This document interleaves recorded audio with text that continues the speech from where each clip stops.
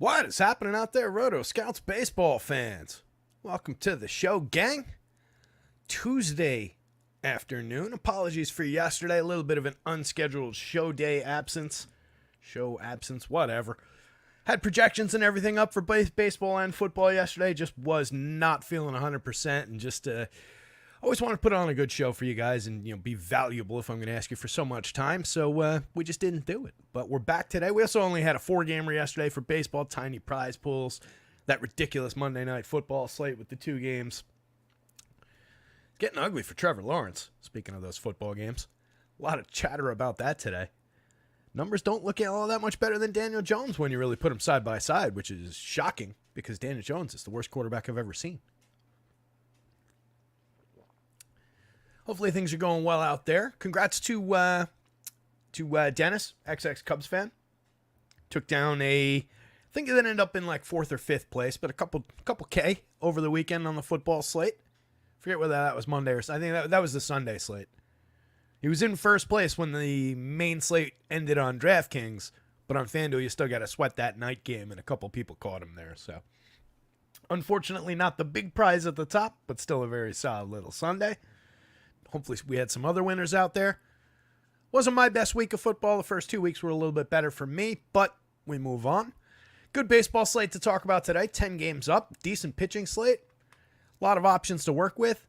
No real weather concerns. We've got, I think, 2 spots on this slate. Yeah, the Mets and the Braves. Seems like one of those just typical Atlanta days where there are storms in the area. If one happens to land over the ballpark, they might delay for a little bit, but seems okay. And then rain in the area in Chicago for the Angels and White Sox. Ross got that one as yellow and says they'll probably just play through it, which, last week of the season, probably just going to play through it. There's no reason that either of those teams would want to get back on a baseball field if they don't have to. So just going to run through tonight, I think. But we'll obviously keep an eye on it. Excuse me. Getting us started here. Some good division games on the board. Some interesting races. Orioles and the Yanks. Yankees pretty heavily favored at 4.77 implied runs in a home game here against the O's. There we go. I think that got the tickle. So the Yanks looking pretty solid. They ranked out as one of the top stacks just with the depth of that lineup. Very solid looking total. We've got Coors Field on the board in the 5s, and we've got the Twins pulling in a total higher than the Yankees. But the Yanks top of the board there. It's Dean Kramer on the mound for the Orioles, and it's Clark Schmidt going for the Yankees. Schmitty, not a bad pitcher. Not an ace, but he's been a decent, solid 3-level starter and decent right-hander. He's got the Orioles checked down to a surprising 3.83, though. I kind of like the Orioles offense a little bit better than that, so we're going to give them a look in a both-sided situation. Bowden Francis going for the Blue Jays facing the Red Sox. He's got them at a 3.87 implied total.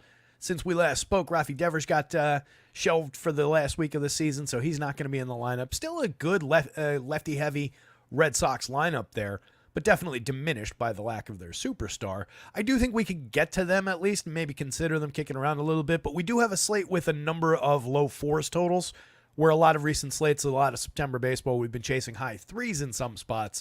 There are a number of low 4 totals on there, so the Red Sox might just fall by the wayside a little bit. But it wouldn't shock me if they had a decent day against Francis. He's been pitching very, very well, though, so there's that consideration, too. There are strikeouts in that Red Sox lineup, and again, with their diminishment, definitely going to consider some Bowden Francis.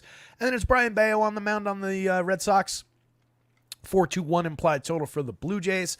Bayo's reliable for 5 decent innings, and then see what you get. He's medium strikeout. He's on the board, but only loosely. Mets and the Braves, another division game, 3.77 implied total for the Mets, a 4.31 implied total for the Braves. It's Luis Severino going for the Mets, a very talented Spencer Schwellenbach going for the Braves. Looks like a good one to mine some pitching, but I always think we can get to at least some shares of both of these teams. Mets the better lineup man for man this year as far as performance goes. As far as, actual team records go and everything, the teams aren't all that far apart. But the Braves, or the Mets, I think, have the better man-for-man lineup right now. The Braves still do have that talented heart of the order, though, with all those power hitters. So both sides at least on the board a little bit. Angels and the White Sox, just the weather concerns to watch in this one, but definitely some bats available, primarily from the Angels side. For me, I like that lineup a whole lot better than I like the White Sox. Both teams landing in the mid-4s, though. It's a 4.35 implied total for LA, 4.24 implied total for Chicago. Jonathan Cannon against Jack Kachanowicz. Kachanowicz, as we've explored previously, pretty good at pitching a lot of innings, just very low strikeout. But when we talked about him the last time out, it was against this White Sox team. He ended up going 7. Gave up 1 earned run on 5 hits, and he actually found his season high strikeout total of 5. And he comes right back in at an extremely cheap price once again this week. So I think it works exactly the same as it did last week. So we'll kick that one around. Marlins and the Twins. Bailey Ober leading the slate. Dominant looking spot against the Marlins. 3.21 implied total from Miami. Definitely targetable there. And then the Twins pulling the highest non-Coors total of the slate against Ryan Weathers. Definitely looks like a good Twins day. Good pitching matchup between Framber Valdez and Logan Gilbert in the Mariners and Astros game. Mariners at 3.30, definitely going to be vulnerable to Framber Valdez. Love the looks of him as an option today. And then 3.77, not a high total for the Astros on their side because Gilbert's just very, very good. We've got Kyle Tucker showing some power, Jordan Alvarez being Jordan Alvarez, and a couple other pieces to like in that Houston lineup. But not a good spot at all. Just a 7-run total for the game is the slate low in that one. Coors Field is Coors Field. We've got Ryan Feltner. We've got Michael McGreevy, and we are not going to play either one of them. We're just considering bats in that spot. 10.5 run total there. 5.36 and 5.25 across the two teams. Split pretty evenly. I mean, you can see it right there in the Vegas line how close this game is across the board. So definitely two mediocre teams, two disappointing teams. Rockies up and coming a little bit with some of their young talent. Cardinals probably going in the other direction overall. So not the most comfortable Coors Field bats, but they are still Coors Field bats. Rangers and the A's. Mitch Spence on the mound for the A's. Nathan Eovaldi going for the Rangers. Definitely a spot we can consider some pitching. The Rangers have been pretty disappointing all season long. They were eliminated from contention last week.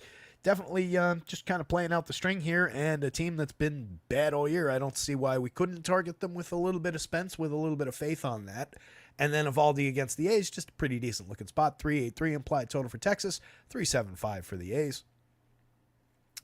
Brandon Pfaadt in a big start here against the Giants late in the season, or big for me anyway. I don't know if he knows it's big, but we need him in the Dynasty League. We got him in the lineup. We were disappointed by Erod last night. The one time all year that I put Erod in the lineup, and he went out and gave up like 5 earned runs. But I love the spot for Brandon Pfaadt here. Last time out against Milwaukee, he struck out 12. He had a 10 strikeout game against the Dodgers back on September 1st. A couple clunkers in between, an 8-run game against the same Brewers team over an inning and 2/3, and a 4-run game against Houston. There's a lot of up and down in his line, but on the right day, he is very, very good. Talented young kid overall, and definitely some decent strikeout upside against a free swinging Giants team. 4.41 implied total for the Diamondbacks against Logan Webb. Kind of a high total to be pulling against Webb. Webb's very good, but he has been giving up runs throughout the season. 3 in each of his last 3 games. He had a 6-run game, a 4-run game in the 2 before that stretch. So he's been a little bit more vulnerable. The thing about Webb, though, is typically when you get him, it's not for great DFS scoring because it becomes a situation where a team sequences against him a lot of the time. He really doesn't give up many home runs. So the big DFS scoring events sometimes can be hard to capture, even in a day where he gives up 4 to 5 runs. And really, all season long, his season run high, or his earned run high, is 7 back on July 10th. And then the 6-run game, which came against Miami of all teams on September 1st. And then every other start you would even call into question is just 4 runs the whole season. So it's not like he's been out there getting blown up. Padres and the Dodgers to round things out. It's Landon Knack, it's Michael King. Like King a lot better in the head-to-head matchup. Both of those teams are pretty good. Both of those teams are relatively low strikeout with a lot of juice in the offenses, though. So I think we're probably just considering bats. But between the two pitchers, I would prefer King. He's facing a Dodgers team pulling a 4.41 implied total, and then going the other way, 4.17 for the Pods, who've just been on fire the second half of the season. And that is the up and down of the slate. We get into a little bit more of that over here. What's going on, Greg? Greg Bancone's here. Stephen Leibowitz is here. Tizzlemane, Aloysius, Andy. Good to see everybody.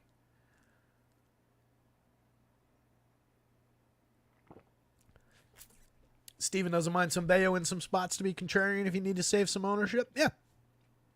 Kind of right there in the middle of the board. Highlighted in red alongside Bowden Francis. Not far apart in terms of the projections there. No real daylight between those two guys on the board. And I think that's appropriate. AL East game, division game between two good, not great teams, let's say. Red Sox a little bit better than the Blue Jays man for man through the lineup. But definitely a four corners game that slightly, I would say probably slightly favors, well, actually, I was going to say hitting, but with Rafi out, maybe it is pitching. Either way, realistic options in the middle of the board on all four corners of that game, I think. But top of the slate, Bailey Ober, looking pretty ripe, plucking 10-3 on FanDuel, fairly expensive. His price has gone way up with his strong second half and strong season overall. 8,600 on DraftKings, not at all correct. I'm kind of baffled by that price. Fire away. He's going to be super popular for 8,600 on DK, but there's absolutely no reason you shouldn't take it.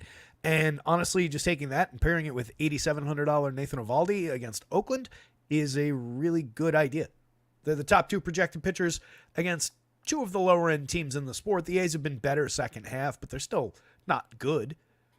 There's still a lot of upside for Nathan Eovaldi there, so 86, 87 for those two pitchers is dynamite.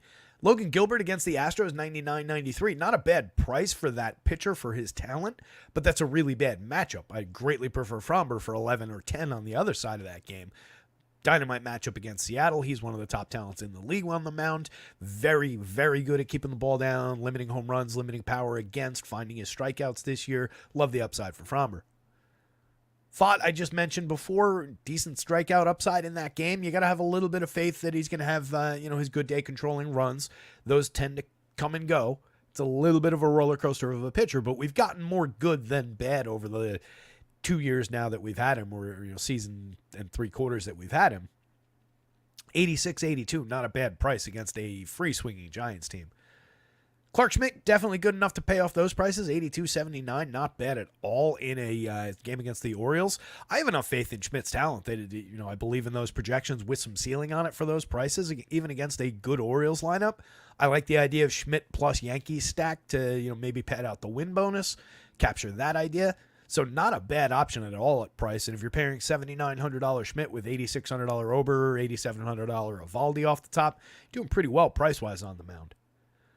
Logan Webb, again, I was just talking about it a minute ago, but it's not like he has given up more runs, an uncharacteristic number of runs this year, but it's not like he's been getting completely destroyed. It's just a really good Arizona team on the other side, but 85-84 feels a little bit light for Logan Webb, so another option at a great price. Schwellenbach, top-end pitcher, where I was highlighting his swinging strike rate and his CSW the last time we talked about him end of last week. It's elite. It's ace caliber, 14 and change last week. I haven't checked what it fell or climbed to in his most recent start, but it was like 14, 30 plus. Those are ace caliber strike throwing numbers. He's very, very good. Not a great matchup against the Mets. I like the Mets lineup. It's another both-sided situation on 4 corners of that one.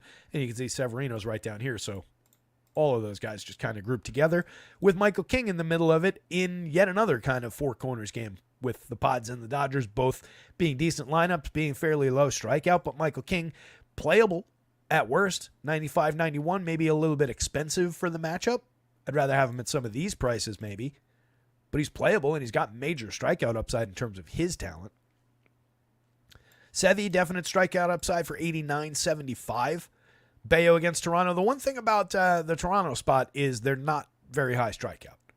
That's the one challenge you run into with them. But 7,700, you really don't have to worry about that. Bayo's appropriately cheap here. And 81, he can more than give you the 6 innings that you need for the quality start against that team. So it's not a bad spot.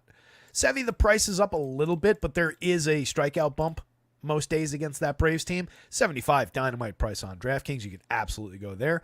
Dean Kramer, weird pitchers beat the Yankees all the time. 8,300, 7,000. Kramer's not bad. He's just kind of middle of the road, average type talent. But it's not a bad price. Ryan Weathers, he was pitching really well at the beginning of the season. Was out for most of the year. What did he do in the return? 4 1/3, 5 runs, 5 strikeouts, 3 home runs allowed to the Dodgers in his return. So probably not. I think we'll probably just skip him, kind of ride the Twins value. I just wanted to just check because, again, he was very good at the beginning of the year and he was pitching deep into games before he got injured. But doesn't look like we're going to be very likely to get that back. The Twins' highest non-course total on the board, 77.65. At price as a value dart, if you wanted to throw it a couple of times, I don't mind it, and we'll talk about it again in a minute. Knack, I just mentioned against the Pods. The only thing there is the Pods have been really good in the second half, and they are very low strikeout just by nature overall, so not a great spot. Spence against the Rangers, I can believe, for 76.63. We'll give him a look. Cannon is pretty much a no against the Angels. McGreevy at Coors and Feltner at Coors are no's, and then we will talk about Jack Kachanowicz at just 6,000 all the way at the bottom of the board with no kind of projection on him. It's a weird one. Starting off in Yankee Stadium. Let's see if we got the Orioles lineup in. We did. Fantastic.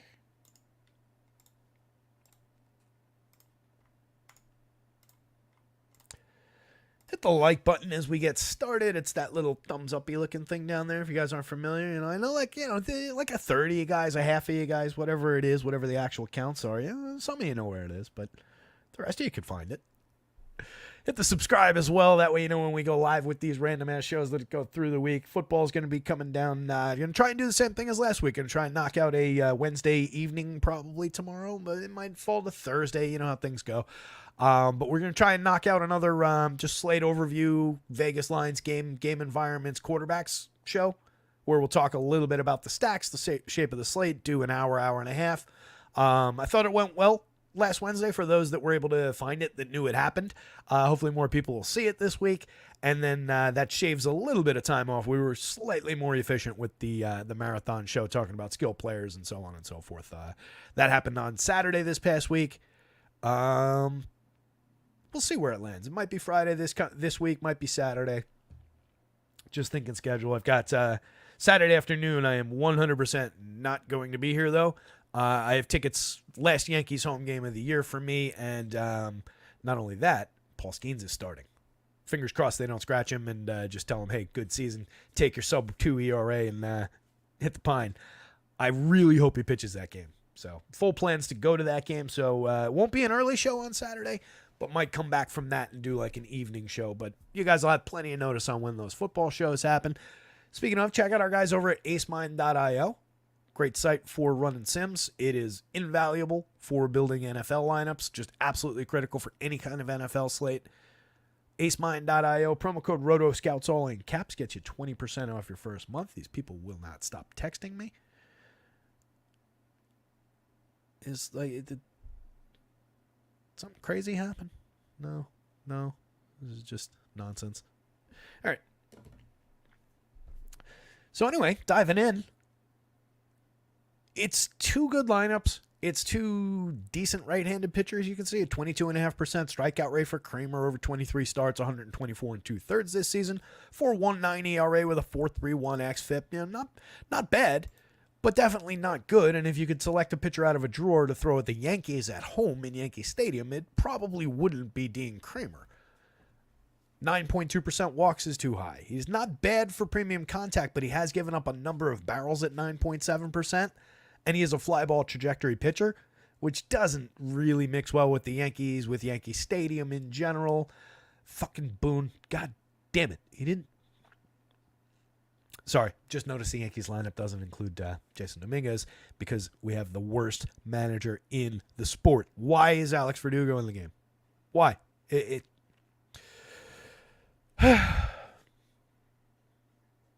Anyway.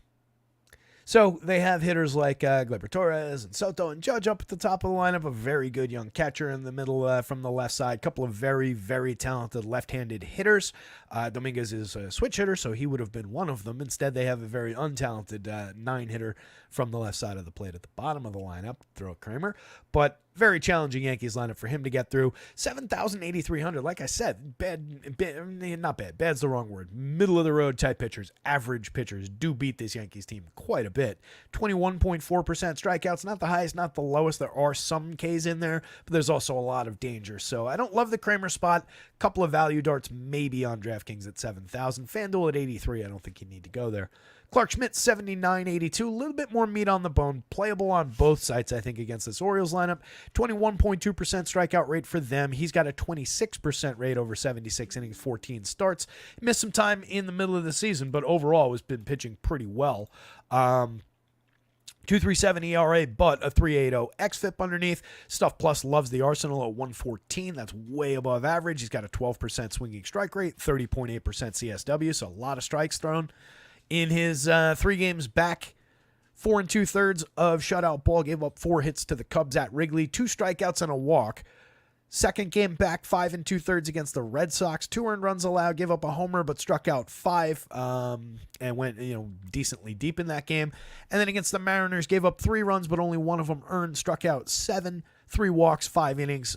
Took the loss though in that game. So looking for his first win since coming back. Definitely some upside there for the Yankees to help him get to that today against Kramer. So like I said before, I don't mind grabbing a Schmidt plus some bats kind of a stack and just loading up for the win bonus. Same thing on FanDuel. You could grab a Schmidt plus 3, Schmidt plus 4 out of the Yankees, depending on what you like. From the Orioles side, 63-42 continues to be perfectly fair for Gunnar Henderson, lefty in Yankee Stadium as well, going up against a righty who doesn't really give up much in terms of premium contact or power, but is a fly ball-oriented pitcher. So sometimes that's just a collision of things where a hitter like Gunnar and his ridiculous ability to, with bat speed, to put exit velo on top of the ball, definitely can see the home run upside for Gunnar. 10-7-7 in the home run model, even against Schmidt's decent numbers for limiting power. Adley, who was right? Who was telling you who was ranting and raving about Adley Rutschman being too high priced? Look where we are now, a week later, 4,900. See?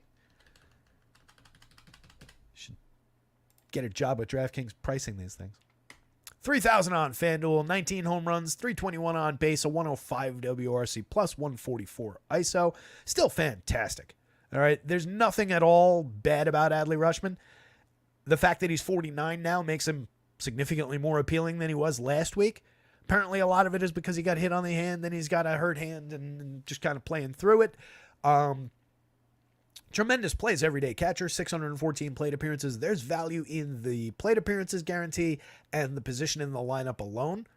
And now the price is correct for what the results have looked like. So fire away with Adley. Santander, 54-37, 43 home runs in his best season ever, 273 ISO. He's an absolute beast at the plate from both sides. Going to take some pokes at that short porch and right. Love the upside for a Santander home run, even against Schmidt's ability to induce weak and medium contact. 12.38 in the home run model for him. And then a run of up and down young players and left-handed hitters. Colton Cowser, a lefty, 44-31, 22 home runs this year, a 198 ISO. Definitely another player that can take some pokes at that at the short porch and right.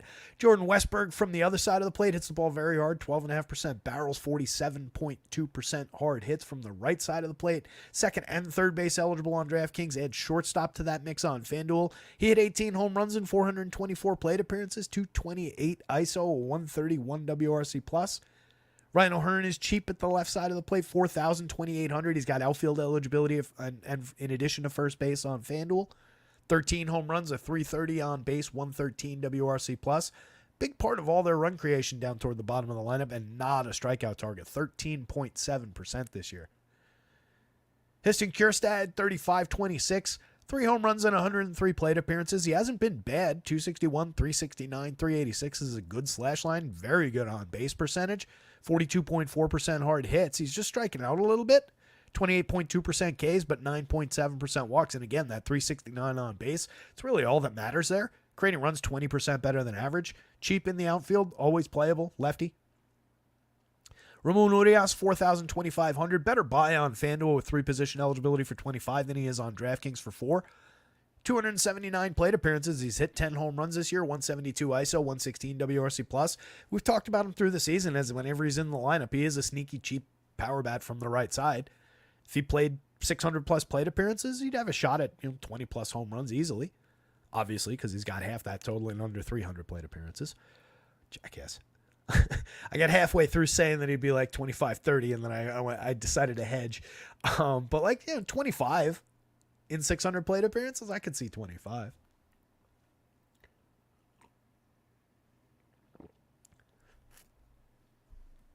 Yanks lineup, Gleyber Torres up to 328 on base, 15 home runs. It's actually turning into an okay-ish kind of a year. It's not going to come out looking as good as last year, obviously. We're 10 home runs behind the pace, but he has improved. The 328 on base is not the 347 that he got on base last year. The 102 is not the 123, and certainly the ISO is way, way down. But this could have been worse. He's kind of pulled himself together, has the best spot in terms of lineup in all of baseball, and he's cheap at second base, 4,200, 2,900. This is still a guy who can hit the ball squarely. I know it hasn't happened as routinely as it might have in the past, but there are still some numbers here, especially for the position for second base. It's not a terrible total. Not a terrible player, and again, just correlate with these guys, and you're a monster. So Gleyber's always in play for me as long as he's hitting in that leadoff spot. When he dips to 8, 9 in the lineup, it's not quite as good. You need him to do different things. As an on-base correlated scoring option with ceiling on top of that, he's pretty good for those prices, and particularly at 42 on DraftKings. That's really cheap. Juan Soto, 14.11 in the home run model. He's got 40. Aaron Judge, 16.83. He's got 55. 285 and a 372 ISO. One guy's 79% better than the average player at creating runs, and the other guy is 117% better than the average player at creating runs. Austin Wells, cheap for his talent, 4,100. Decent comparison point across across teams. 41 for him. He's hitting cleanup, 13 home runs from the left side, a 174 ISO, 110 WRC plus.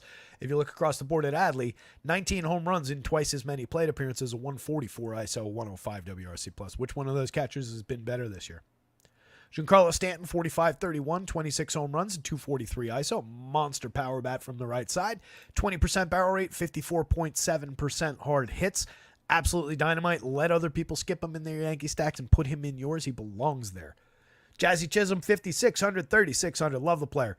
23 home runs, 38 stolen bases. Maybe you don't like him. Maybe you think he's overrated. Get him on your team and watch the enthusiasm that he plays with every day. It's just infectious. I wasn't a big fan until he landed here, which, obviously going to like a player a little bit more once he's on your team. But kid is skilled, does a little bit of everything. 23 homers, 38 steals, a 109 WRC plus, and just a joy to watch play baseball. And he's been really good for the Yankees. Rizzo at 31-27, 8 home runs, 107 ISO, 76 WRC plus, mix and match quality at first base, but he's very cheap. Lefty bat with at least the muscle memory for hitting home runs, even if they haven't happened this year. Volpe's just a mix and match shortstop, 12 home runs, 27 steals, 296 on base, and 89 WRC plus. There's a little bit of good in the counting stats. There's a lot of bad through the slash line. And then Alex Verdugo is literally the worst player in baseball. That goes Yankees bats, Orioles bats, Clark Schmidt, Dean Kramer. Red Sox and the Jays. We probably got the Jays lineup in by now. We do. George Springer, Nathan Lukes.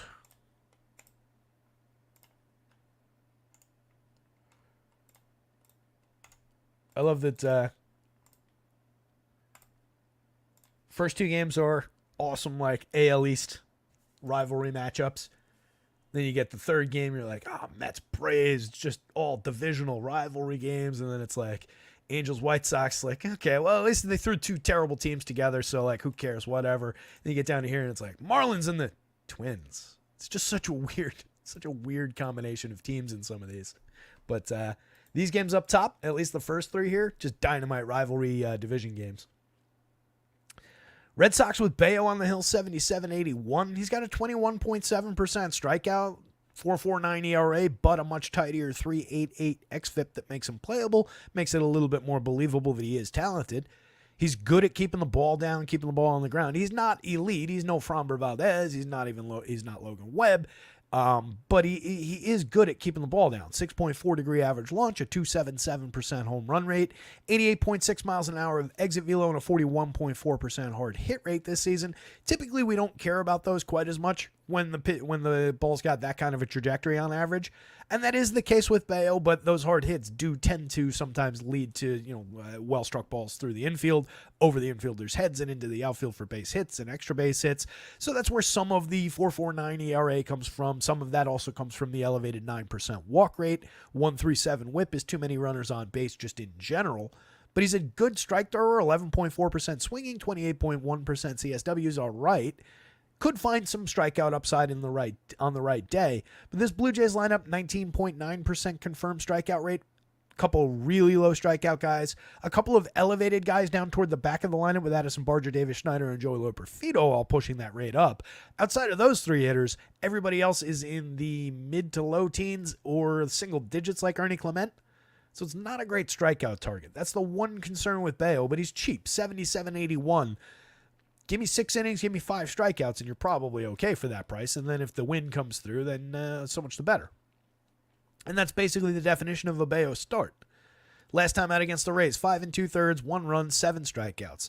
Against the Yankees, 5 1/3, 1 run, 2 strikeouts. Against the Orioles, 5 1/3, 2 runs, 5 strikeouts, but 5 walks. 4 runs against the Mets, shut out the Blue Jays. This Blue Jays team over 8 innings is last time that he faced them. That's interesting. Not at all predictive. Nobody's saying it is, but it's just, a little factoid there. 8 innings, 2 hit ball, 9 strikeouts against this team. It's a weird strikeout outlier. That was his second highest strikeout game of the year. He had an 11 strikeout game against the Athletics. I don't think we approached that total today. I would bet on 4 to 5 strikeouts. But it is at least somewhat noteworthy that he did have that very strong game against them just a few starts back. Bowden Francis for 83,900, 22.6% strikeout rate, 3.47 ERA with a 4.19 xFIP. Close enough there. Little bit of a betrayal. I mean, it's a 3/4 of a run difference, but not bad overall, and has obviously been on a bit of a tear down through the end of the season here. Since basically August 7th, since fully stepping into the rotation. Or maybe July 29th. He made a relief appearance in between those, but it was only a third of an inning. But it's been really, really good over this stretch. A 3-run game, 3 starts back against the Phillies, 2-run game against the Rangers his last outing, and a 2-run game back on August 7th against the Orioles. Every other game was either 1 or 0 runs. He had a 12 strikeout game in there. A couple of 7 strikeout games, an 8 strikeout game. He's been pitching reliably into the 7th or 8th inning every time out. Last time just the 6th, but several starts in the 7th or 8th over that stretch. It's been very, very good. Let's put some numbers on that.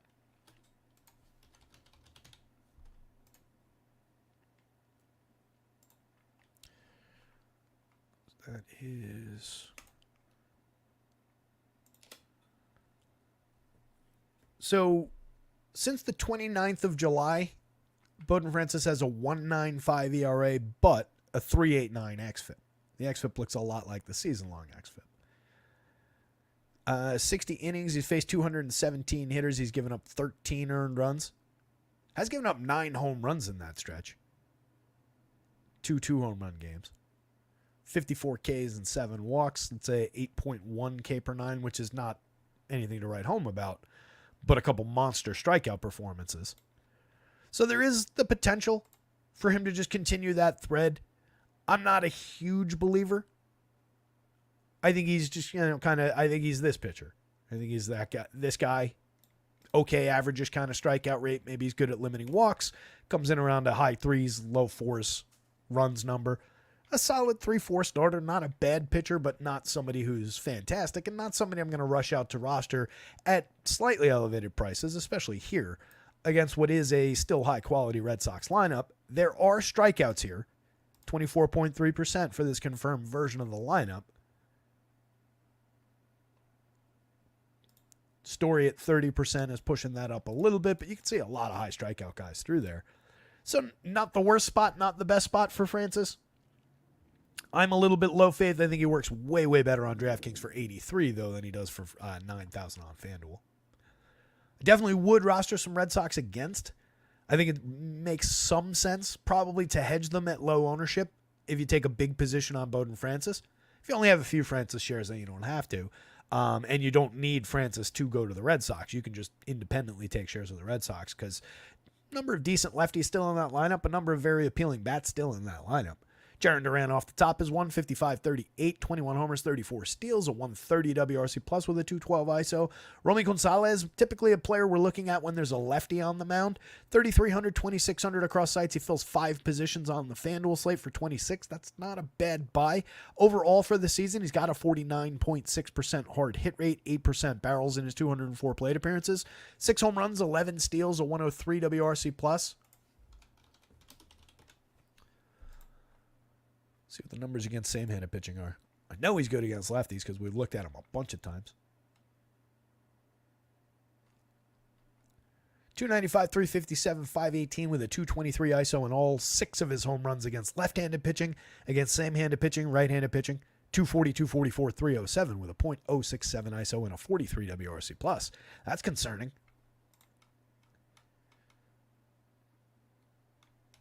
Where's my... do I not have... I guess we don't have splits for StatCast.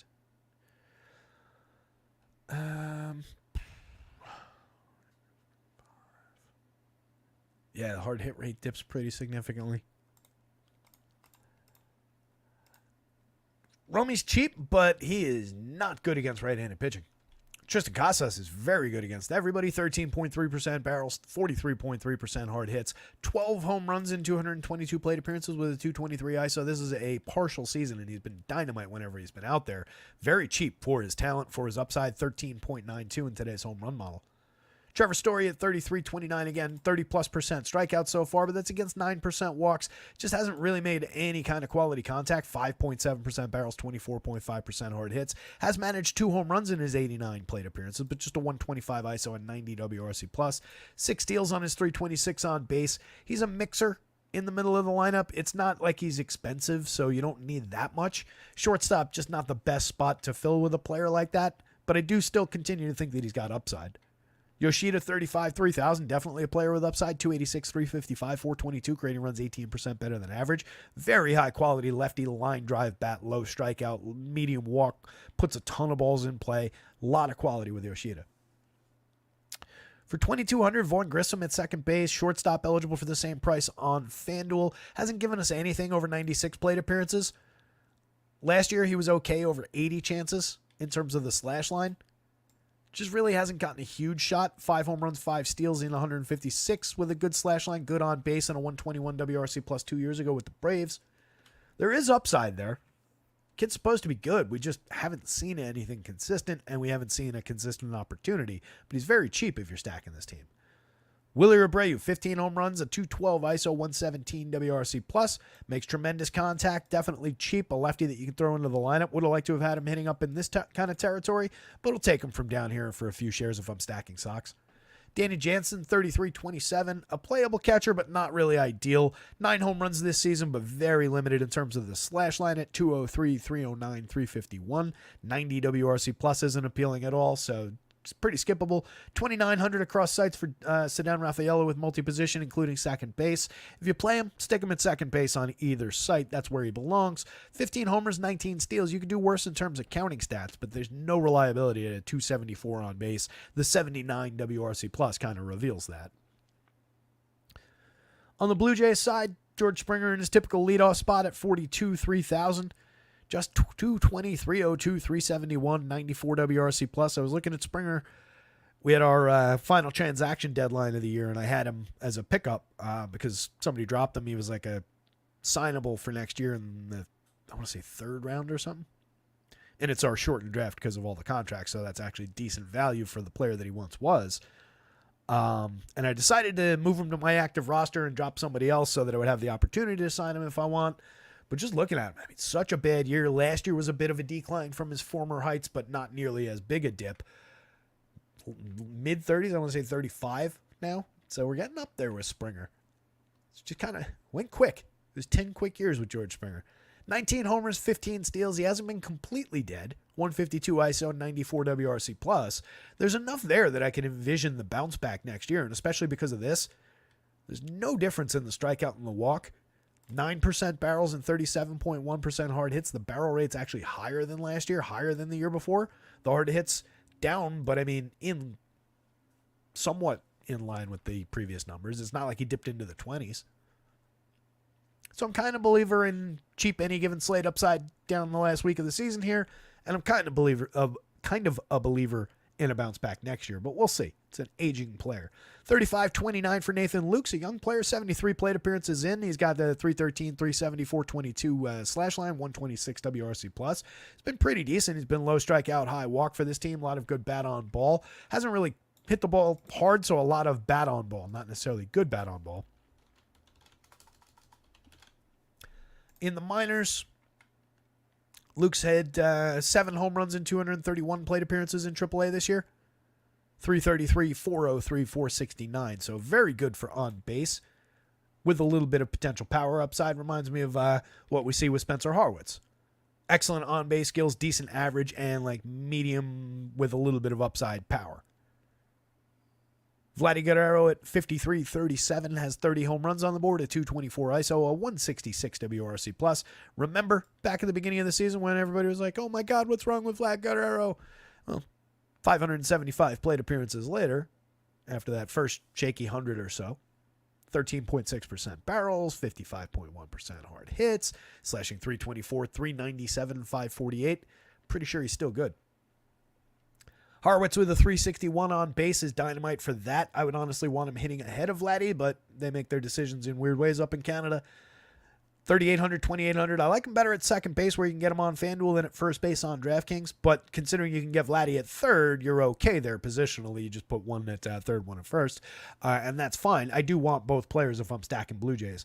Alejandro Kirk, mix and match quality catcher. A 40.1% hard hit rate is the best attribute. 90 WRC plus, 5 home runs and 368 chances. Addison Barger, just high strikeout, 27.5% strikeouts. 7 home runs, an empty slash line, 75 WRC plus, over 207 chances. Ernie Clement, super low strikeout, 9% strikeouts, no walk rate, 2.3% walks. Just doesn't hit the ball hard. If he could learn to swing the bat a little harder, he'd probably strike out a lot more and wouldn't connect with the ball. But if you could manage to put those things together and hit the ball a little harder, he'd actually be decent. 11 home runs, 12 steals is not terrible, but 265, 286, 410 needs to come up with some more BABIP to be valuable. Davis Schneider, mix and match quality. Second base and outfield, you want him at second if you're doing that, but some Mendoza, sub 300 on base and 83 WRC plus, 13 home runs, meh. And then Joey Loperfido, a 35.5% strikeout problem. Not a lot of quality out of Loperfido this year. This goes Francis, Bayo, Sox, Blue Jays. That Sox lineup is still better than this Blue Jays lineup. Vladdy Guerrero is the best player in this game, but basically every other spot on the Red Sox lineup is better than every other spot in the Blue Jays lineup, with maybe some limited exceptions. Mets and the Braves. So Schwelly dropped a little bit. We were above 14% swinging, but we're at 13.8. Again, that is elite. 13.8 and 30.1% CSW makes you ace caliber in terms of strike throwing ability. What happens from there is, obviously what determines the quality of an actual pitcher. But this kid's got all the tools to be a dominant pitcher in this league. 3.61 ERA, a 3.35 xFIP out of the gate this year. 109 and 2/3 innings over 19 starts. He's got a 26.3% strikeout rate against just a 4.9% walk rate. It's honestly surprising he's not a Mariners pitcher with those numbers. 5.3% barrels, 38.6% hard hits, 87.8 miles an hour of exit velo allowed, just a 2.9% home run rate, having an impact on Mets home run numbers. Nobody on the Mets, the hard-hitting Mets, above a 10 in the home run model today. Definitely some appeal in Schwellenbach. 89.91. You're paying a fair price for him. It's not the cheapest guy on the board. There's no discount available like there was even a month ago, 3 weeks ago with this pitcher. The sites finally noticed his strong season and priced him up a little bit, but he's also not the highest priced pitcher on the board. He's facing a Mets team with a 21.7% strikeout rate that's helped a little bit by the 13.3 that Luis Angel has put up so far. A lot of high to mid-20s strikeout numbers through the middle there. And then they're bookended by 13% rates. So it's a little bit deceptive. If you just take the heart of the lineup, that's a 24.2% strikeout rate. That's a lot more targetable. It's a little bit of deception in the numbers here. But Luis Angel's been great over his 30 plate appearances. Kid's hit 3 home runs in 30 plate appearances, 379, 400, 828 with a 237 WRC plus to start his career. Might just seize this job and never look back. Going up against his brother's team. A little bit of, juice there if you chase narratives. Not something we do around here. Not something you could quantify or put numbers on. We don't really talk about it, but figured I'd throw it into the mix. Why not?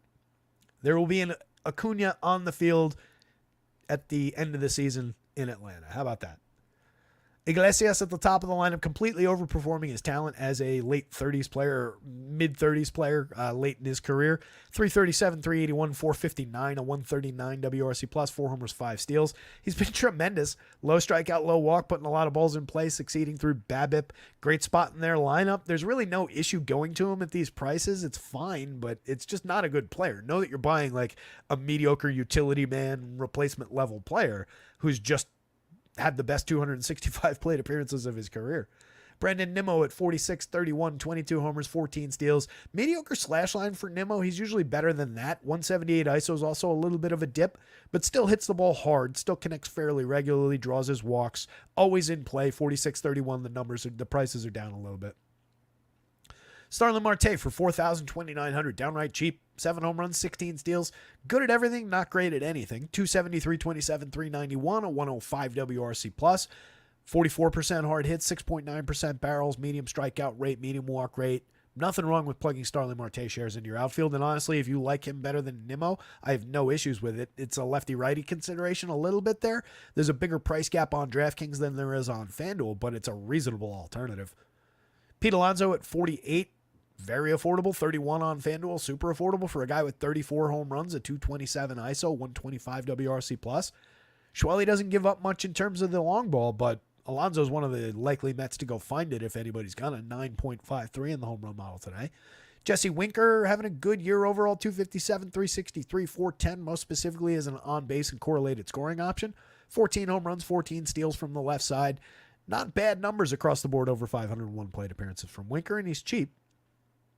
Another player that's a reasonable alternative to Nimmo up top for even cheaper. Mark Vientos, 4,600, still too cheap. 25 home runs. I almost gave him 55 home runs.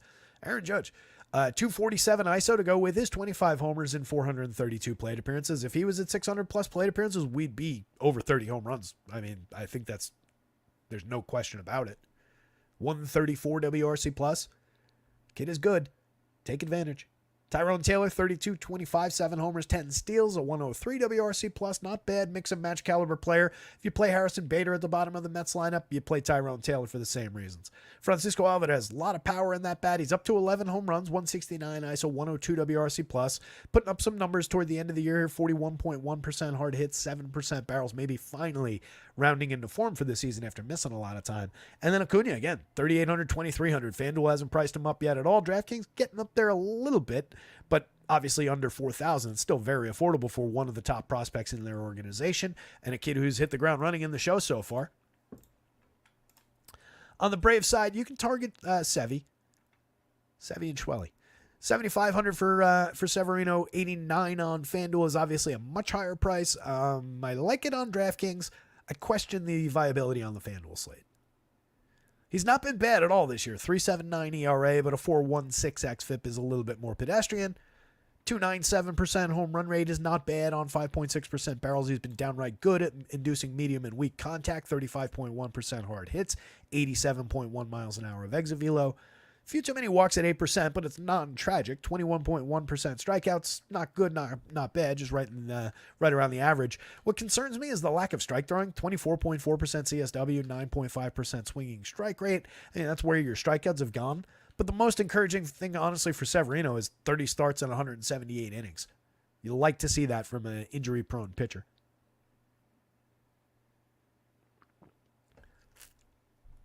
Overall, in this spot, this version of the Braves lineup has a 22.4% strikeout rate. Some of the hitters in the heart of the lineup there, their key bats, though, that's 25.9% across those 5 hitters. And that's Ozuna, Olson, Soler, Ramon Laureano, and Travis d'Arnaud. So there are targetable strikeouts in this lineup. Sevy's just been okay at finding them this season. Last time out, 7 Ks against Philly, 3 earned runs in 6 innings. Start before that, 3 earned runs in 6 innings, 5 strikeouts against Philly. Home run allowed in the most recent one, 2 home runs allowed in the start before that. 6 2/3, pretty good against the Reds, 8 Ks, 1 run allowed, 7 innings, 1 run, 5 Ks against the Red Sox. Bad one against the Diamondbacks, but that's typical. Did find 9 strikeouts in that game, but gave up 4 earned runs, 2 home runs. There's some blips of bad throughout the season. A couple of 5 and 6 run games, a 7 run game in there. But overall, it's been a decent year. You do see a little bit of power upside for the Braves, especially Ozuna. Can't suppress him. 38 home runs, a 248 ISO, 14.6 in the home run model today. A 9+ for Olson and 8+ for Soler. There's believable threat there. But this Braves team has been pretty mediocre this year. So Sevy at 7,500, no issues with it there. You can definitely throw that. You can get a little aggressive about it if you want to. This is a completely different price point on the single pitcher site. He's just okay on FanDuel. If you're going to the Braves lineup, which I think you can do, and you probably especially should do at least a few times if you build a big Sevy share position on DK. Michael Harris off the top at 49.32. Lefty with 15 home runs, 9 stolen bases, a good bat, 47.1% hard hits, 10% barrels this year. It's a disappointing overall season for a good player, but at least there are some counting stats to like. There are some things that have come together about that line overall that you can point to and say, hey, if he's on the field for 600-plus plate appearances next year, we do have a good player here. Ozzy Albies, down season for him. Very disappointing year for Ozzy. Missed a big chunk of time. 409 plate appearances, though. 9 home runs, 8 steals, 152 ISO, 95 WRC+. Really scuffled his way through this season like a lot of these Braves. 15.2% strikeouts and 5.9% barrels. You're at least getting bat on ball, but it just hasn't been typical Ozzy Albies' quality of bat on ball. Ozuna at 55.37 is a must-have if you're going to this team. Tremendous numbers all year. Olson at 54.36 is as big a priority for me. Big time lefty power bat, 12.8% barrels, 47% hard hits in a down year for him. He's still got 29 home runs, a 218 ISO, 118 WRC+. It's not a Matt Olson season like we've come to expect over the last couple of years, but it is still a good left-handed power season from first base. Jorge Soler at 42.32 is just a good buy now, at least on DraftKings at that price. 21 homers, a 201 ISO. It's a disappointing overall year, but he's drawn a ton of walks. He's created runs 18% better than average, so he's been involved for correlated scoring, and he still does have that monster home run upside on any given slate. Ramon Laureano, another player with a double-digit barrel rate, 12.5% barrels, 41.5% hard hits, trying to show the world that he's not done playing baseball. 10 homers, 7 steals, and 284 plate appearances.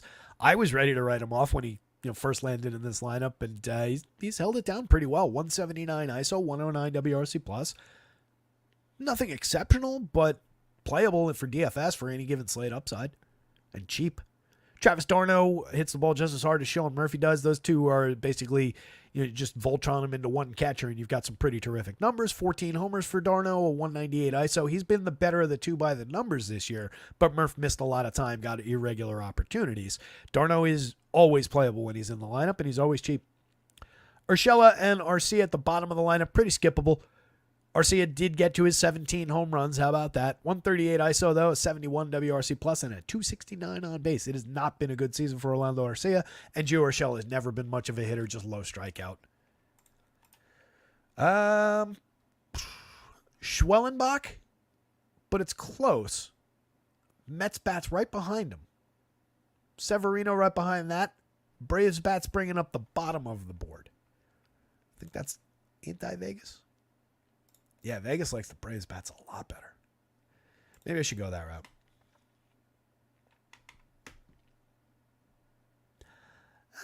I'm going to leave it the way I did, because it doesn't matter. All 4 corners of this game are playable.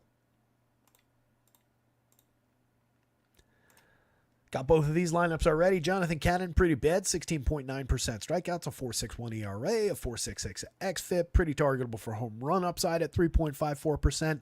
That comes on a 14-degree average launch, just 7.5% barrels, 36.5% hard hits, and 89.3 miles an hour of exit velo, though. Those aren't bad contact numbers. It still resulted in some home runs against. Just 9% swinging strikes. There's just a lot of contact available against this pitcher. This Angels team, good enough to go find it. They're not good overall. They also bring a 27.3% strikeout rate to bear, but Cannon's not the guy to go exploit that. So I think that just comes down for them. That's also pushed up a little bit by Nico and Jack Lopez at the bottom of the lineup, but they are definitely aggressively high strikeout. On the Angels side, Kachanowicz, 6,000, 7,000 across sites. So I know that Cannon is similarly low priced. I just have basically zero faith in Cannon. And I'm starting to develop weird, at least innings pitched faith in Kachanowicz at these prices. He's the lower of the two strikeout pitchers, which is crazy to say against Jonathan Cannon, but 51 and a third innings, he is at 9.3% strikeouts. So your ceiling is incredibly, incredibly limited with this pitcher, but the price does make things happen. Last time I think he was 5,000. It was a bit more dramatic. I think he was 55 on FanDuel, and I played him that day and got away with it. At 7,000, I don't even love it on FanDuel. I do think he's got the upside to the quality start, which would be absolutely critical. And again, we were talking about him last week on the 18th in this exact same situation against this exact same team. In Chicago and everything. It wasn't even a home and home. And he was cheaper on both sides. And it was just this is just a free square kind of a spot. And the salary helps you buy things. And I think it's exactly the same thing today at just slightly higher prices, but still the most aggressively cheap pitcher on the slate.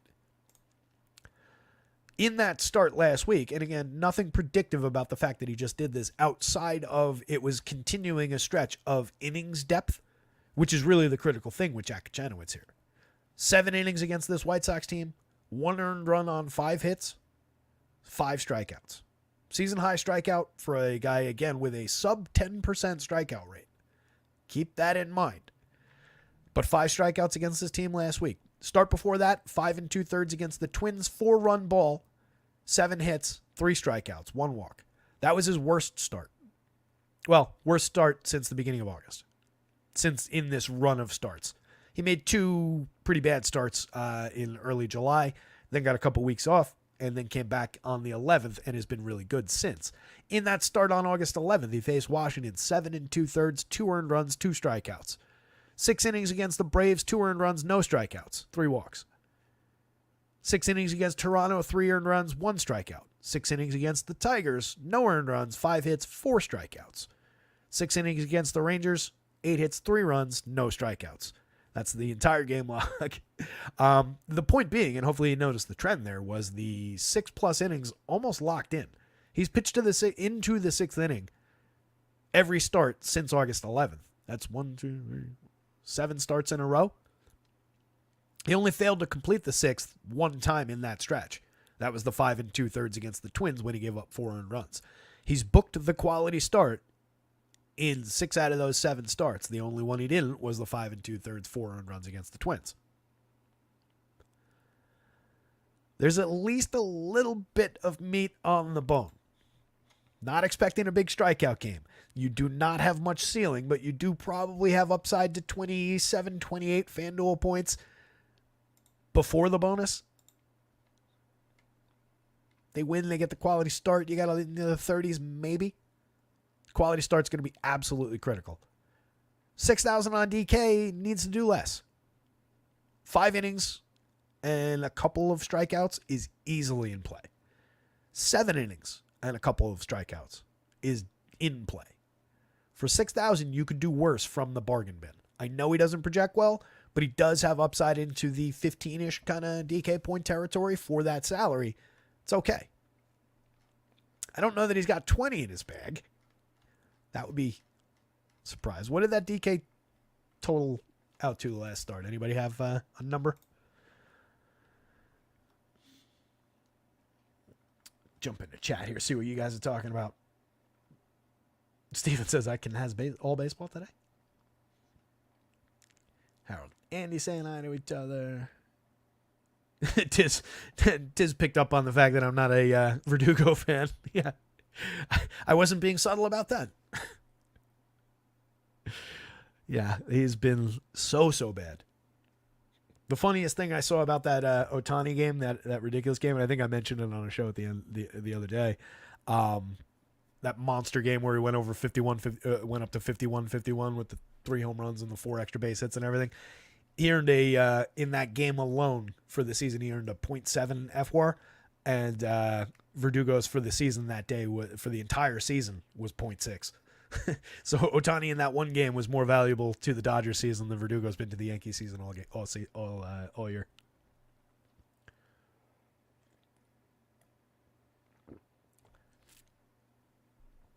Angels remain the only team in 2024 to not score more than 10 runs in a game.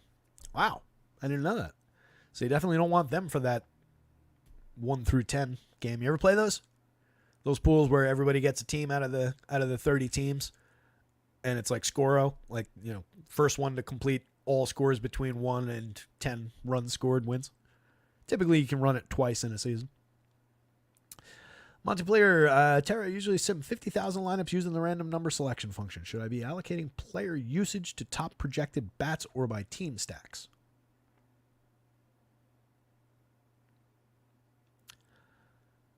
I'm not sure what you're referring to with the using the random number selection function. If you want to extrapolate there, we could talk about that and just like sim processes. Typically, you do want to be focused more on the stack and the way that the stack comes together, the combinations available within a team stack, and then what that connects together with in terms of the other team stacks that you might want to get to. Looking at baseball as a sport of individuals is a little bit flawed. So you probably want to focus it more on stacks. And then, of course, within those stacks, it's about the individuals. So it's clunky to say, no, don't pay attention to the individuals or like downgrade individual quality in favor of team quality, because, through some things, the nature of those individuals creates the team, right?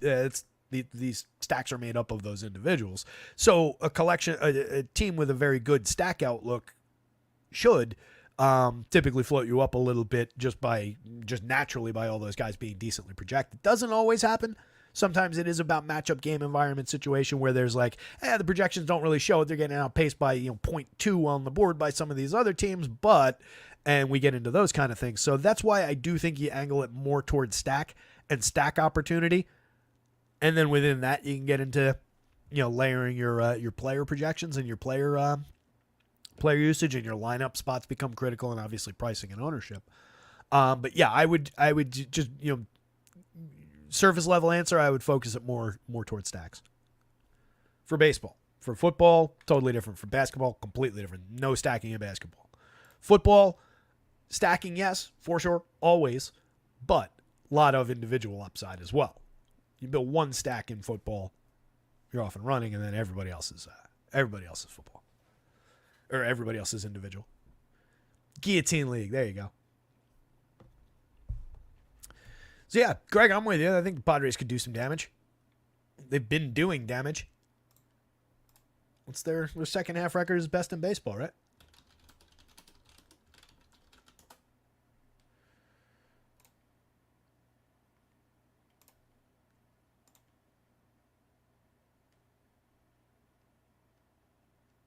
Yeah, they've dipped over the last 30 days, I guess.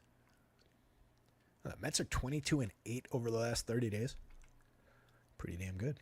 Tigers right there, 21-9. This is all per StatMuse, which tends to be hit and miss. That was the first thing that came up on Google.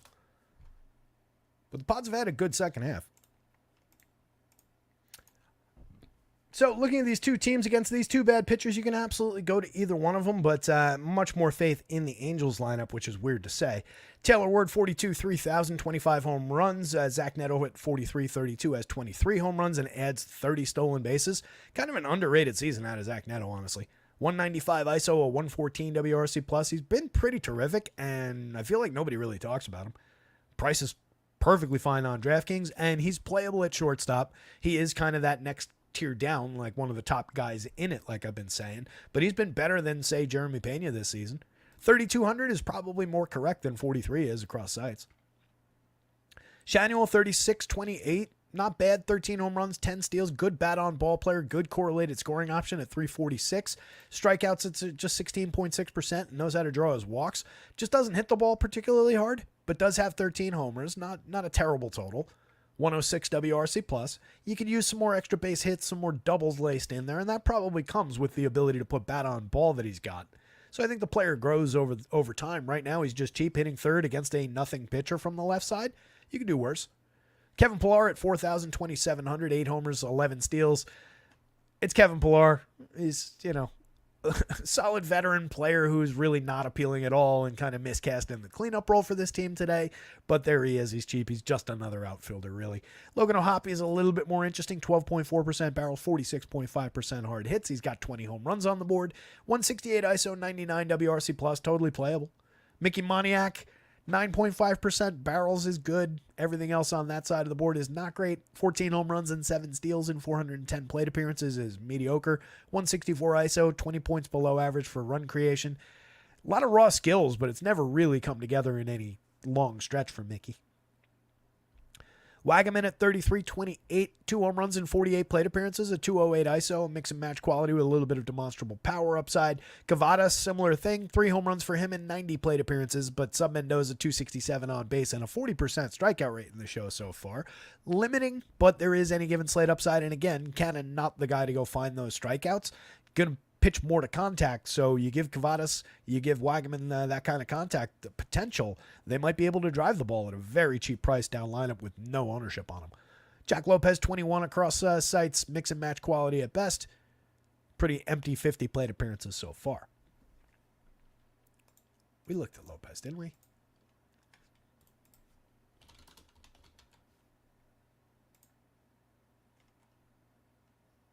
Yeah, Lopez had 12 homers and 15 steals in AAA so far this season, but he's 31. This is not a prospect, not a player. On the White Sox side, it is really uncomfortable to recommend them, even against a pitcher who pitches to so much contact. The one guy you might want to consider is Lou Bob. 8.88 in the home run model, but he's having a terrible year. 14 homers, 22 steals. Way off the pace for him, even in 406 plate appearances. 223, 277, 380. 17 points below average for run creation. It's been a terrible, terrible season for him. He's all the way down to 4,100 on DraftKings. Just for the player for that price. I mean, you can throw some shares in, but it's been bad. And even the Janowitz matchup isn't exactly doing a ton for him. Nicky Lopez, just a contact hitter and basically a waste of time in the top spot. Maybe some upside for 3 base hits, 3 singles, and then needs some help from these guys who are not at all reliable. But at the absolute best, Nicky Lopez is a low-quality mix-and-match player. Andrew Benintendi surged his way to 19 home runs, but does not really have much to offer. 6.3% barrels, 34% hard hits. Andrew Vaughn, legitimate contact, 9.7% barrels and 43.1% hard hits is not bad. 19 home runs, a 163 ISO is mediocre, especially given that contact. Gavin Sheets doesn't make any kind of quality contact. He's got 10 home runs and 494 plate appearances. Kind of a lost season for Gavin Sheets. He's just cheap from the left side. Positional conflict between him and Vaughn on DraftKings. You can't even have them both together. Another reason not to go deep with White Sox stacks. Miguel Vargas, 25-26. Bad season out of him. Chucky Robinson, 55 plate appearances. Pretty empty so far. And, 66 plate appearances for Chucky, also pretty empty so far. And then Jacob Maya, I never bothered to fix his stats. I don't think he's done anything noteworthy at all.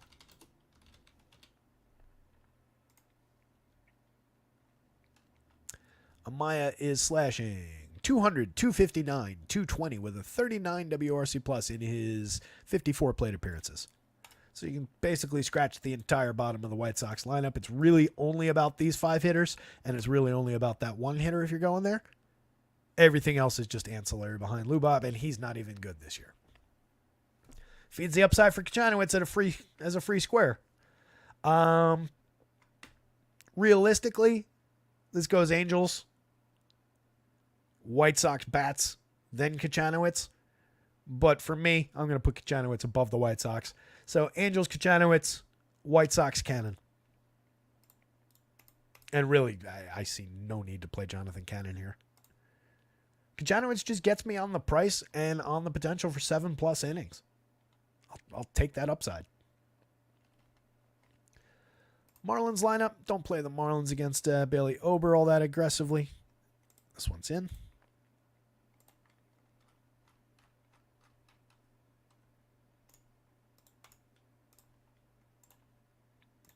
Where are we at here? A little ways to go. 5:12. We're doing all right. For a late starting show, we're doing okay. So Weathers at 65.77. You can see some of the earlier in the season quality in terms of his full season numbers. 3.94 ERA, a 3.80 xFIP, walking just 6.3%, not bad at all. 22.5% K is not bad. Solid 11.7% swinging, 28.4% CSW is fine. Giving up a little bit of barrel, hard hit, exit velo. This is above the threshold. That's at the threshold, knocking on the door outside, just waiting for it to open up. 9.1% barrels is aggressively high. Probably a little bit lucky to be sub 4 in terms of the home runs. Stuff Plus doesn't really love the arsenal, but he's very, very cheap. It's just the Twins have been really good run creators all season. This 9-man confirmed lineup has an average WRC plus of 114. Kyle Farmer below average at 96. And then the leadoff man, Manny Margot, who's really only here to play defense and hit against lefties, is at an 80.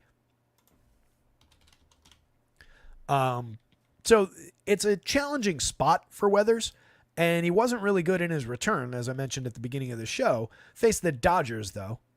Gave up 5 earned on 8 hits over 4 1/3, struck out 5, but gave up 3 home runs. Was that the Shohei game? 18th? I think it was. Last Wednesday? Maybe not. Well, either way, he was not good in that game, but I think there's a little bit of forgivability in that one. Going back to June, he had an 11 strikeout game, but gave up 4 earned runs in 6 innings to Texas. 7 strikeouts, no earned runs over 6 to the Diamondbacks. 8 strikeouts with an earned run on the board over 7 to the Brewers. 4 strikeouts, no runs on 3 hits over 8 against the Tigers. That was like early June in through back through May. And then he got injured. Part of the injury might have been all those innings pitched that he was racking up. He was given his great depth early in the season in addition to pitching pretty well and finding some Ks. I think you can take a few value bin shots. If you're building 150 lineups at 6,500, you can take a few shots. These Twins, not particularly high strikeout, though. Not particularly vulnerable to lefties with all those right-handed hitters and switch hitters in the lineup. Greatly prefer the Twins side of the equation. So does Vegas. Bailey Ober at 86, 10-3, very differently priced across sites. FanDuel's a little bit aggressive, but he is the highest projected pitcher on the board against one of the worst teams on the board. They've got a 24.4% strikeout rate on the other side there. Ober has been pitching very, very well basically all season. 3.84 ERA with a matching 3.84 xFIP, 27.1% Ks. Limited walk rate, sub 1 whip for him is outstanding. 14.1% swinging, 29.5% CSW. He's given up some power, but this isn't exactly the team that's going to go exploit that outside of maybe Jake Berger, maybe Sameso Sanchez or Connor Norby. Those are the 3 at all threatening hitters in this lineup. And even those 3 guys, mediocre. So love the upside for Ober at 86 on DraftKings. Willing to pay for it on FanDuel. My hope would be that the price lowers the ownership, but I don't know that that necessarily happens just given the quality of the matchup. Ober's also pretty good at pitching deep into games. That hasn't been as strong an attribute this season. A lot of 6-inning starts, which is perfectly fine. 7, 8 innings was more limited this season than maybe in some past, but 1, 2, 3, 4 of his last, let's call it like 12 starts, he's gone 7 with an 8-inning start on top of that. So 5 out of his last like 10, 12 starts, he's gotten there. He had 1 bad one in that mix with 9 earned runs allowed to Atlanta over 2 innings. Had another clunky one. 5 earned runs on 6 hits, struck out 6 against the Reds 2 starts ago over 6 2/3. Last time out against the Guardians, though, 12 strikeouts against Cleveland. That's an accomplishment. 2 earned runs, gave up 2 solo home runs, went 7 innings, 4 hits allowed. Very strong start there. Found 8 strikeouts against Toronto. Not a bad start in that one. A lot of upside for Ober. Definitely high quality matchup. Don't really love going to the Marlins. If you do, it's really all about the top 4 hitters. Xavier Edwards has been good off the top. He's stolen 30 bases in just 271 plate appearances while getting on at a 378 clip. It's pretty dynamite out of the rookie. 311, 378, 378, 112 WRC plus. No power, just a contact-oriented hitter, but he draws walks. He can get to first base, and once he does, he's flying. Connor Norby, legitimately good, 15.2% barrels, 38.4% hard hits, 9 home runs in just 162 plate appearances, a 240 ISO, 8.12 in the home run model, third base eligible on DraftKings, still carries second base on FanDuel, which is definitely interesting. Allows you to mix and match your way through this team. Jake Berger at first base. He's also got third base on FanDuel, 44th, 29 for a guy with 28 home runs, a 210 ISO, 105 WRC plus. Not a bad price. Medium high strikeout at 26%, but a 5.6% walk rate to offset. That is not too bad. Jesus Sanchez, 25.1% Ks, 7.3% walks. He's got 18 home runs and 14 steals, 247, 307, 419. 2 points below league average for run creation. 509 plate appearances. It's not a good line, right? Nobody would say, "Oh, go get me that player." But you can see upside to quality there. You know, couple balls hit in a different ballpark.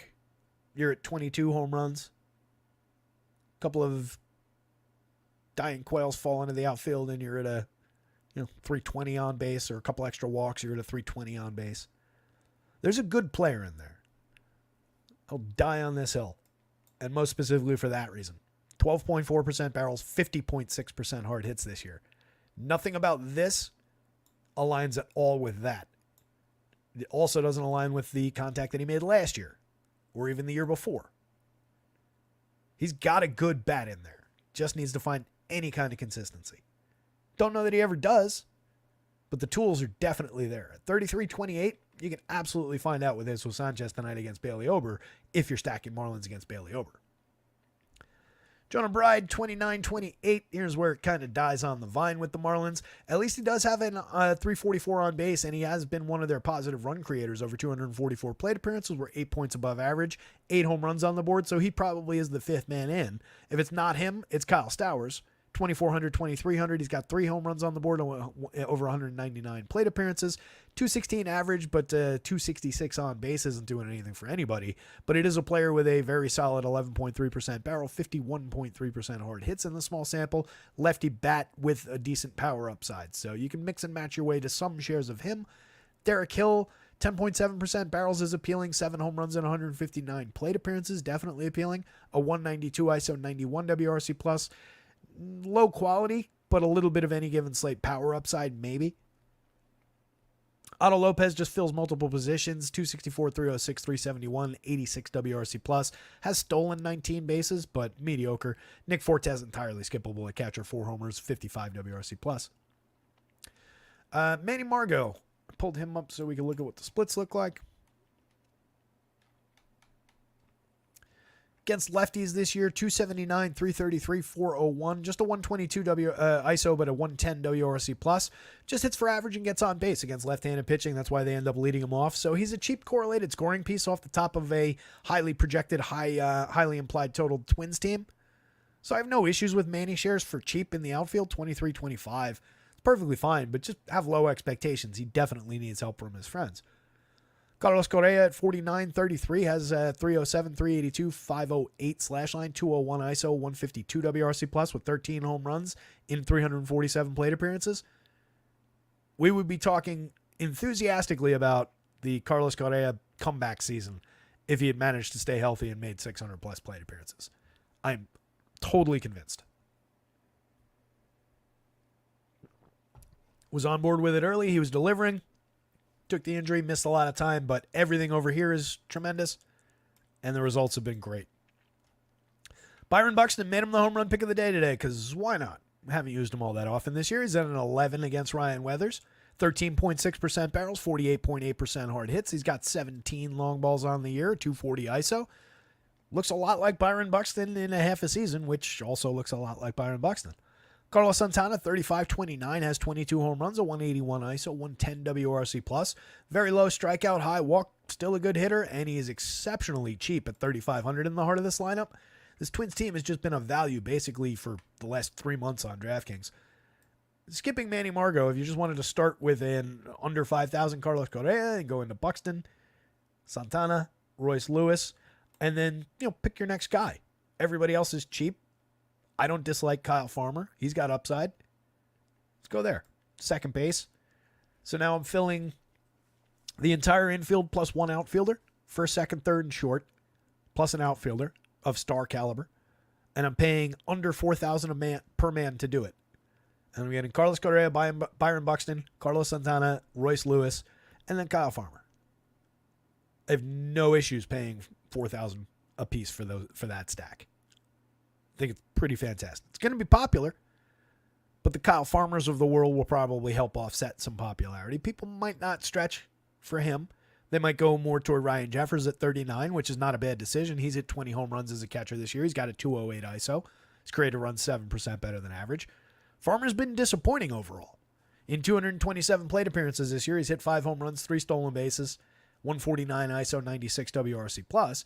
Last year, he was a player we picked off 11 cheap home runs in this kind of a position where he's just super cheap, hitting like 6-7, somewhere in that territory.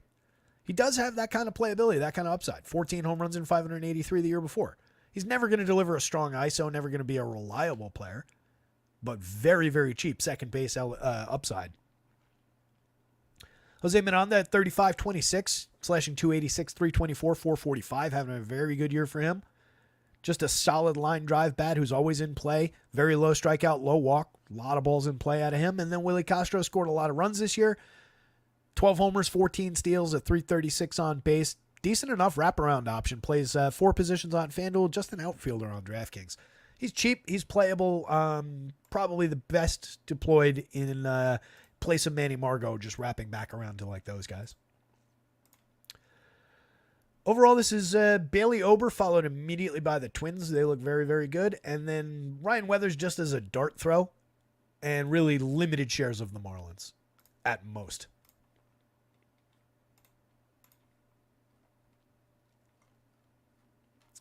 Where's this game?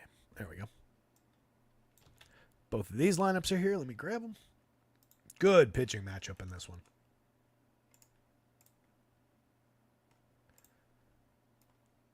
Come on.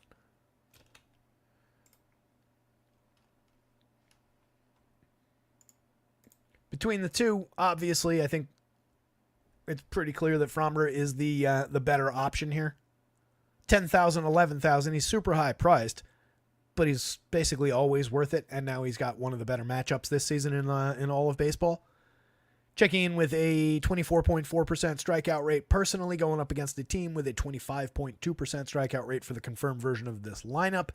He's fantastic at limiting launch angle, limiting power, home runs, extra base hits, 4.9% barrels, a 0.6 degree average launch angle this year. Yeah, 44.4% hard hits, 90.2 miles an hour of exit velo, but it's all into the dirt. 177 home run rate, and honestly could be a little bit lower even. A couple of bad luck home runs in there. 2.85 ERA with a spectacular 3.07 xFIP underneath it.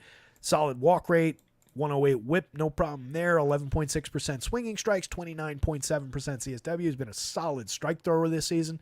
Framber is very, very good. Love the spot, love the opportunity against the Mariners. Last time out, he faced the Pods, went 7, 1 earned run, 6 strikeouts, 6 1/3 against Oakland, 1 earned run, 6 strikeouts, 7 innings against the Diamondbacks, no earned runs, 2 hits, 7 strikeouts, 7 strikeouts against the Royals. Both of those are accomplishments, no runs over those 7 innings. He's been absolutely fantastic down the stretch here. Love the spot for Framber. And then Logan Gilbert, just kind of challenged by the opposing team. He's been terrific this year. 31 starts. He's given us 197 innings, one of the leaders for just average depth in all of baseball. A 3.24 ERA with a 3.15 xFIP, sparkling little 4.7% walk rate. He's been very good at limiting home runs, 3.02% home runs on a 7.2% barrel, 39.5% hard hits, 89.6 miles an hour of exit velo. We're approaching our thresholds here, but he's been managing it perfectly fine. This is all average at worst. 12.6 degree average launch is not a bad launch angle. It's keeping the ball relatively down. Very high-end pitcher. Last time out for Gilbert, 5 1/3 against the Yanks, 2 earned runs, 9 strikeouts. Start before 6 innings, 4 earned runs, 7 strikeouts. Not a great start, not a terrible start. 8 innings against St. Louis, 2 earned runs, 10 Ks. He's given up home runs in each of his last 4 games. 1 to the Yanks, 2 to the Rangers, 1 to the Cards, and 1 to the A's. The A's game, he struck out 9, gave up 4 in 6 innings. 6 clean innings against the Rays with 10 strikeouts prior to that. A couple of bumpy ones in the middle, like July, August weren't the best months for him. Everything around it, pretty spectacular. And still totaling out to terrific numbers overall. Lot of 6+ inning games in this game log, too.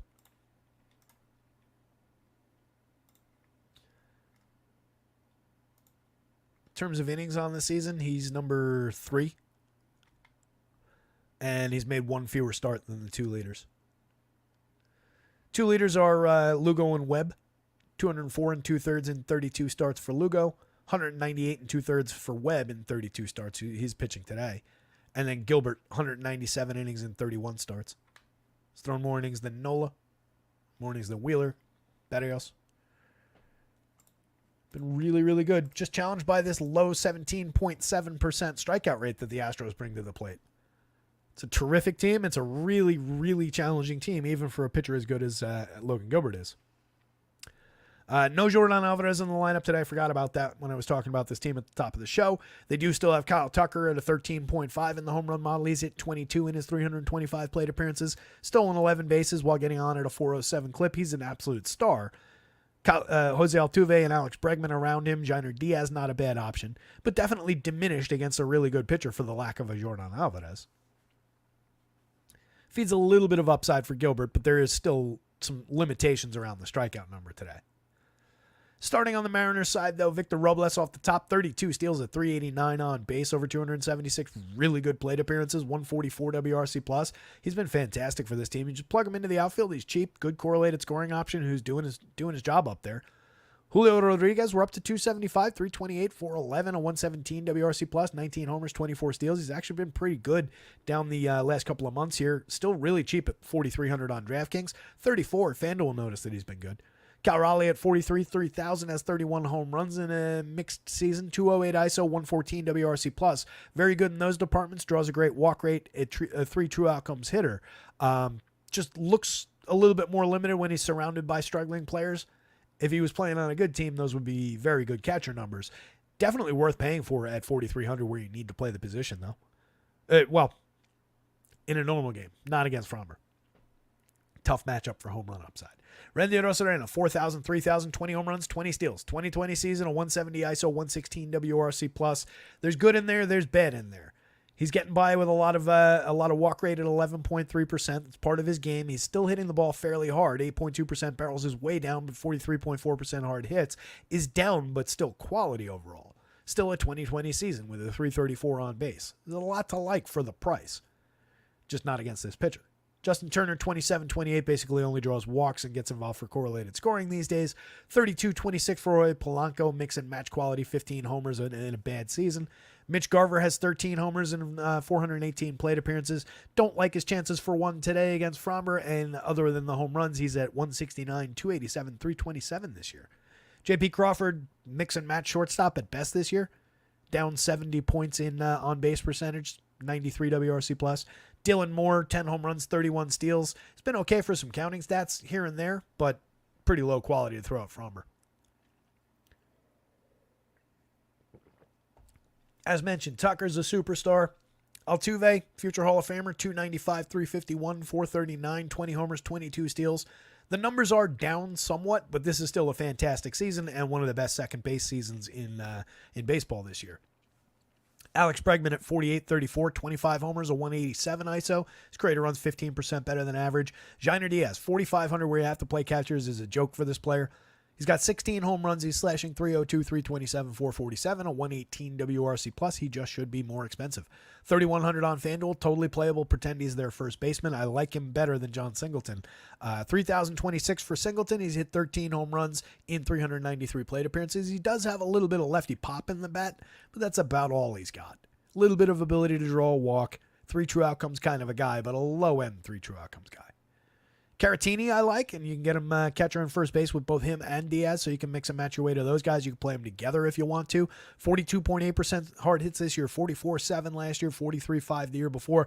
Victor Caratini can hit the baseball. 7 home runs in 258 plate appearances, a 113 WRC plus with a decent slash line. Jeremy Pena at 42, 3,000, mix and match quality shortstop, 15 homers, 18 steals. I do prefer Zach Neto, like I mentioned before, but Pena is in that next tier down of, not a star shortstop, but not a bad shortstop. You can get good DFS days out of him. 102 WRC plus, just a 311 on base, just a 130 ISO. Expectation should be low, but there is quality there.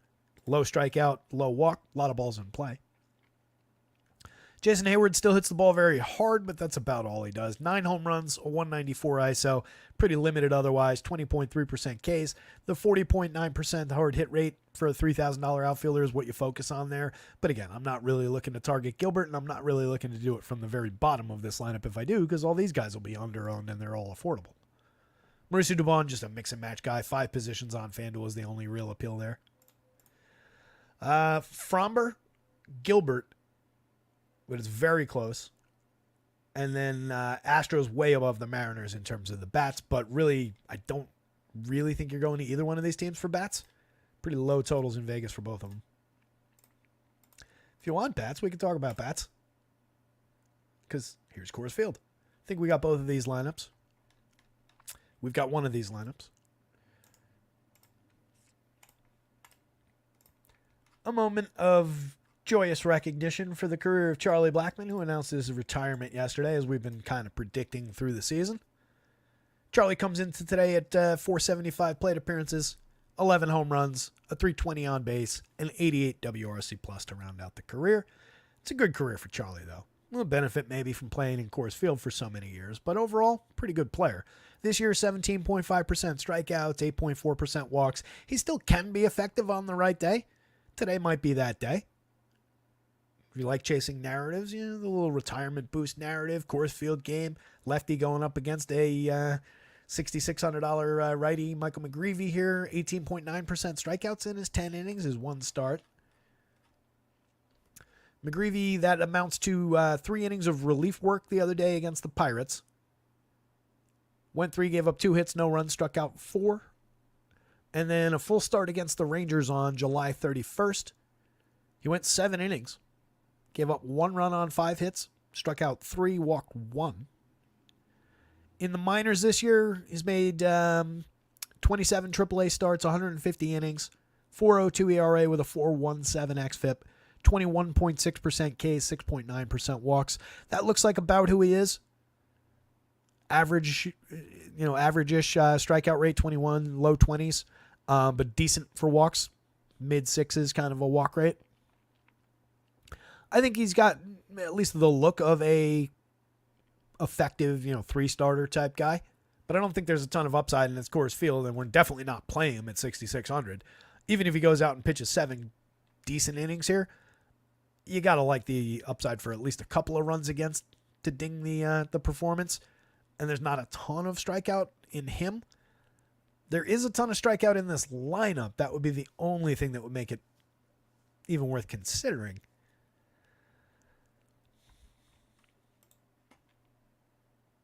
Damn, I wasn't expecting his numbers to be quite so good. I hadn't given him much of a look. It's a extremely, extremely limited dart throw at best. This is a totally unproven pitcher in Coors Field. Now, good luck with your hurricane, Florida. Just got a weather alert.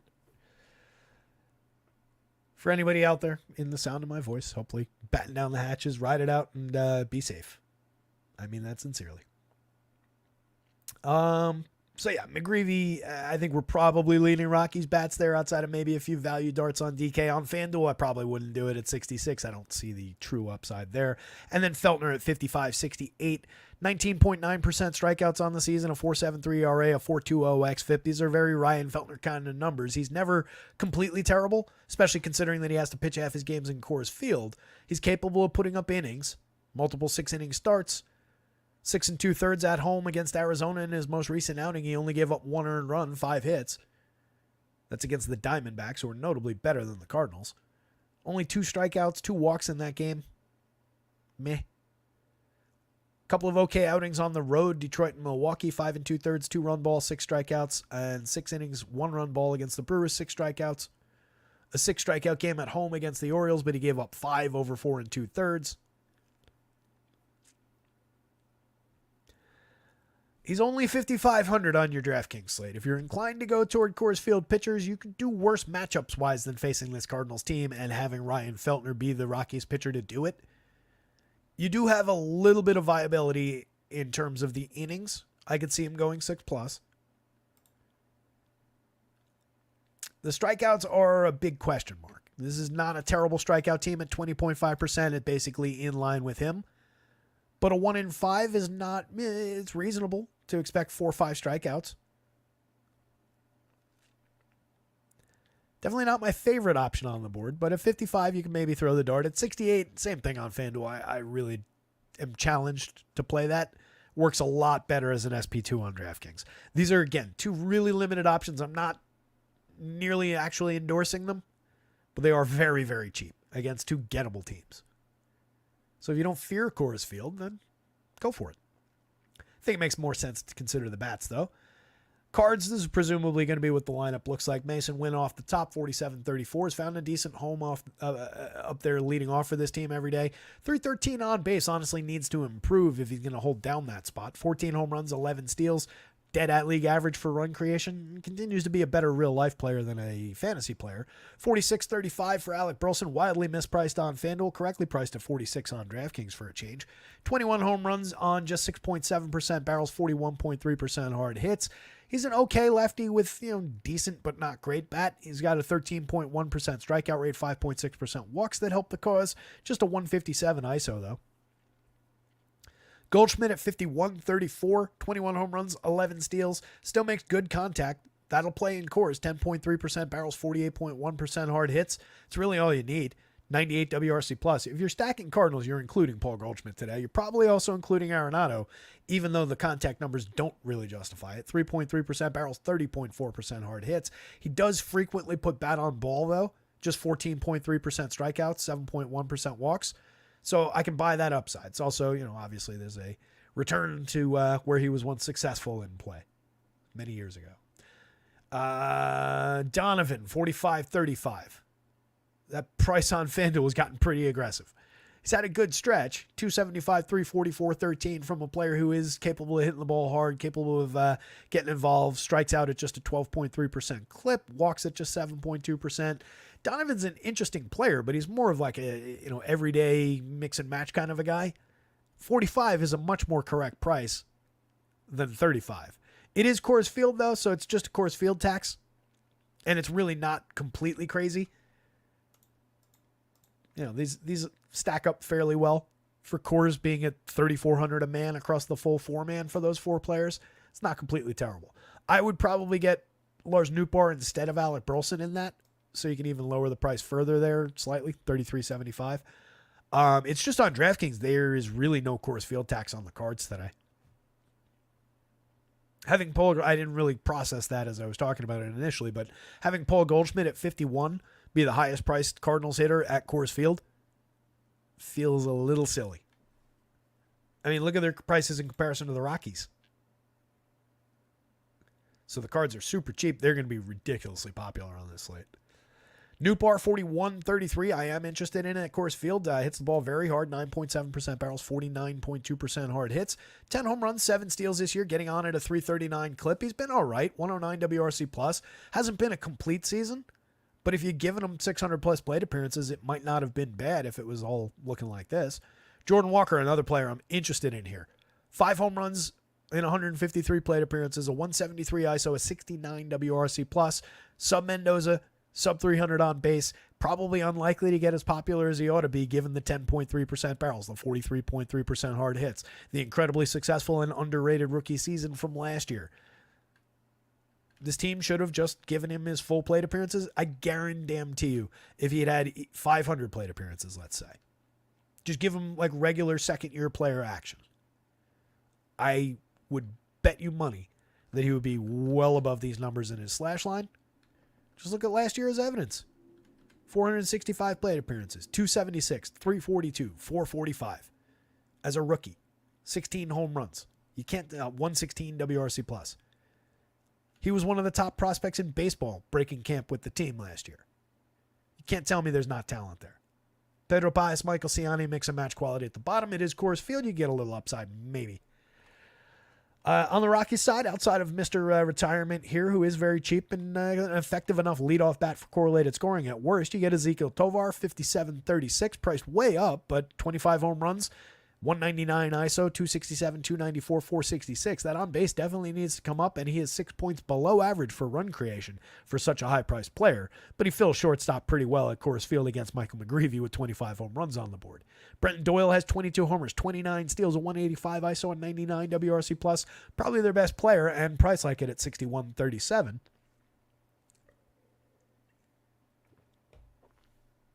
Getting into the territory where Doyle's priced like a superstar, but it is Coors Field. 51.35 from McMahon. He's at 20 home runs, a 158 ISO. He's just okay, but a solid lefty bat with an 11.2% barrel, 49.5% hard hits. Nothing wrong with Ryan McMahon shares. Honestly, nothing wrong with Brendan Rodgers shares either. 4,400, 3,200 at second base. He gets overlooked a lot.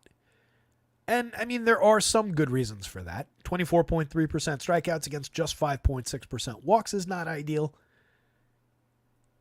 Just a 267, 313, 406 slash line with a 139 ISO, 87 WRC plus. We have gotten 13 home runs in 535 chances. It's not awful for a middle-of-the-road, low-price second baseman who plays at Coors Field. And a 44.2% hard hit rate that's in line with the 40.2 from last year, the 45.9 from the year before. I'm not trying to sell Brendan Rodgers as a star, but I think it's easy to sell him as a playable piece at second base in Coors Field with lower ownership probably than most of the rest of his teammates.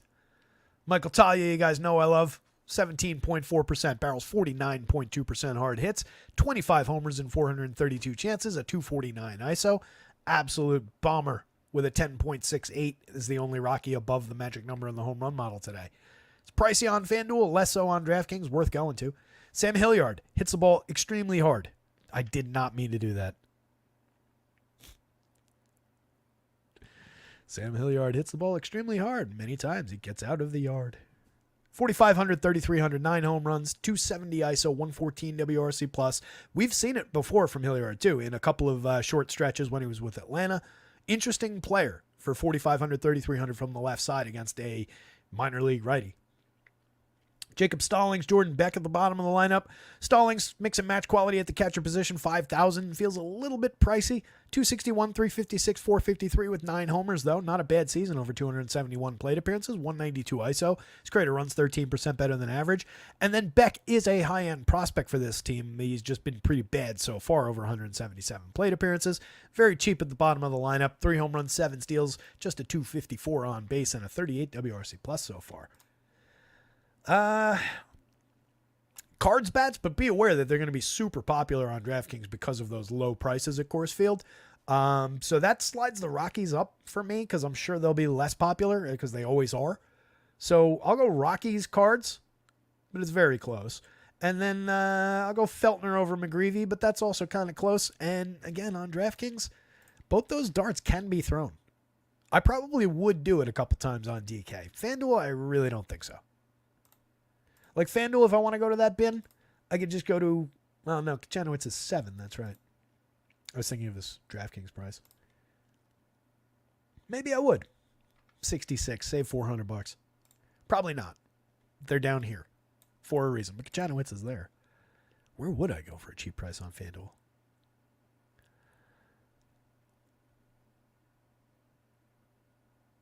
Probably nowhere. You kind of got to pay at least a mid-board price on FanDuel today, I think.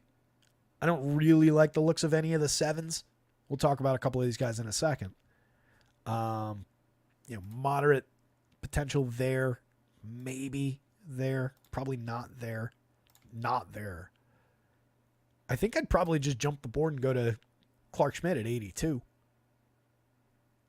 Very different slates across sites. You've got a lot of value pitching to work with on DraftKings that you really don't on FanDuel. 3 games to go. We'll fly through these. A's lineup is in. Rangers lineup is not.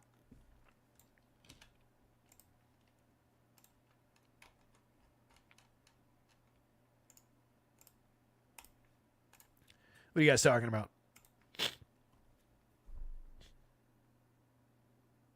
Andy's taking a long shower? Don't know what we're talking about there, but all right. Have all 3 of my accounts on watch for the viewership multiplier. That's awesome money, Crockett. I appreciate it, buddy. Not sure if you're still here on all 3 accounts, but that rocks. Hit the like and the subscribe if you guys get a chance. Tell your friends. 1,000 subscribers by the new year. Let's do it. Let's make it happen. Slowly but surely ticking up. Very slowly. Rotoscouts, at Rotoscouts Twitter handle. Follow that. I appreciate likes and retweets when they pop up. I send out the links every day for the site. It does help spread the word a little bit. We do get, a little bit more engagement when those go through. So, like and retweet, follow that, etc., etc. Yeah, Digital B21 handle is just me. I'm trying to get a little bit more involved. As much as I hate the doom scrolling nature of it, I'm trying to just generate a little bit more engagement. But I have a bad habit of just being up at 3 a.m. and responding to tweets that have nothing to do with fantasy baseball.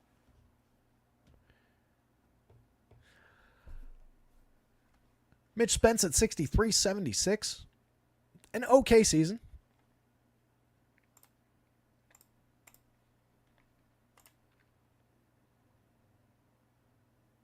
Oh, Andy's talking about the rain.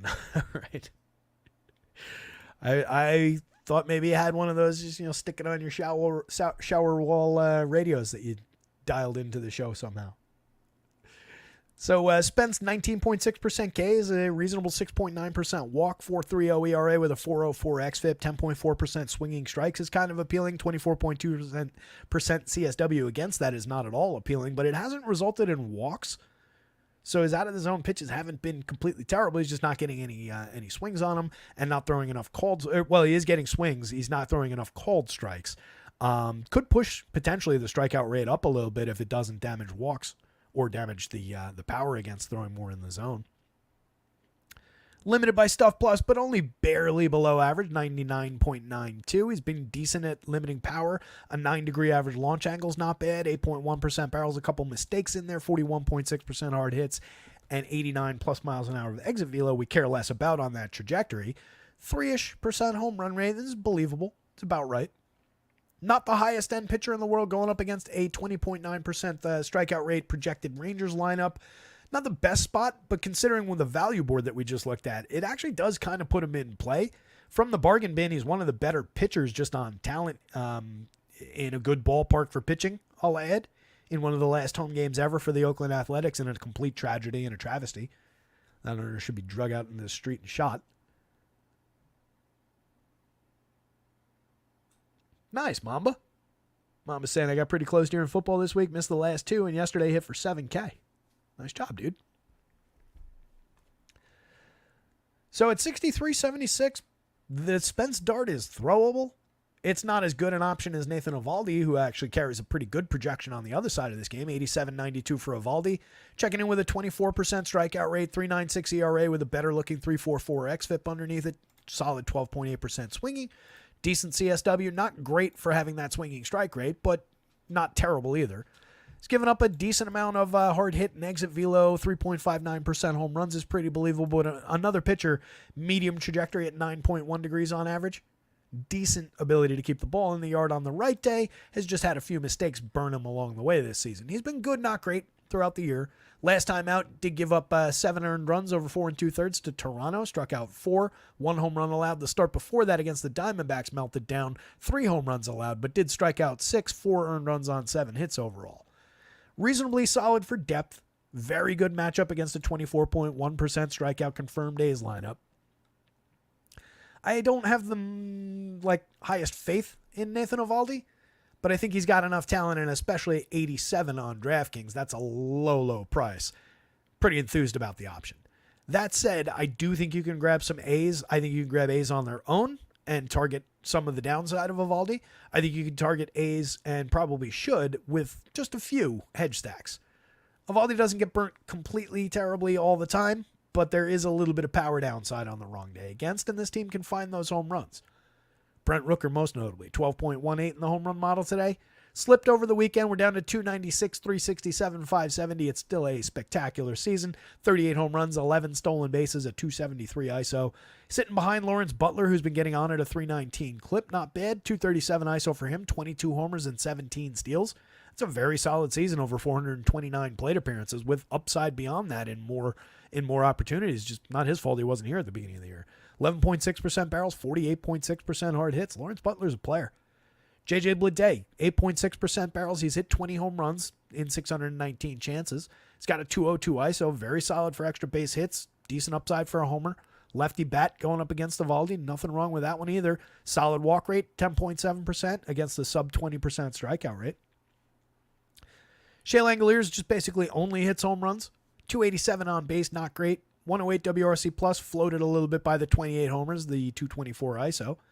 So home runs, doubles. A lot of power there. 13% barrels, 43.4% hard hits. Tyler Soderstrom right after him at 3,200. Very interesting from the left side. 2,900 on FanDuel. Catcher and first base is the same thing. They shouldn't even bother doing that. 14.2% barrels, 48.3% hard hits. 8 home runs and 188 plate appearances with a 187 ISO from the lefty. Interesting bat to throw at Evaldi. Zach Geloff at 34-28 has 17 home runs and 23 steals. Outside shot to get 2020 in the last week of the season. 85 WRC plus. Mix and match quality at second base at worst. Seth Brown, a lot of power in his bat from the left side. 380 plate appearances. He's hit 14 home runs. 153 ISO is not great, but he's been better than that in the past. 94 WRC plus. He's very cheap for the potential. Jacob Wilson and Darryl Arnaiz at the bottom of the lineup, just mix and match quality at best. Low cost. On the Rangers side, you can stack against Spence for sure. Marcus Semien, disappointing overall season, but 22 home runs, still more playable than a lot of other second basemen.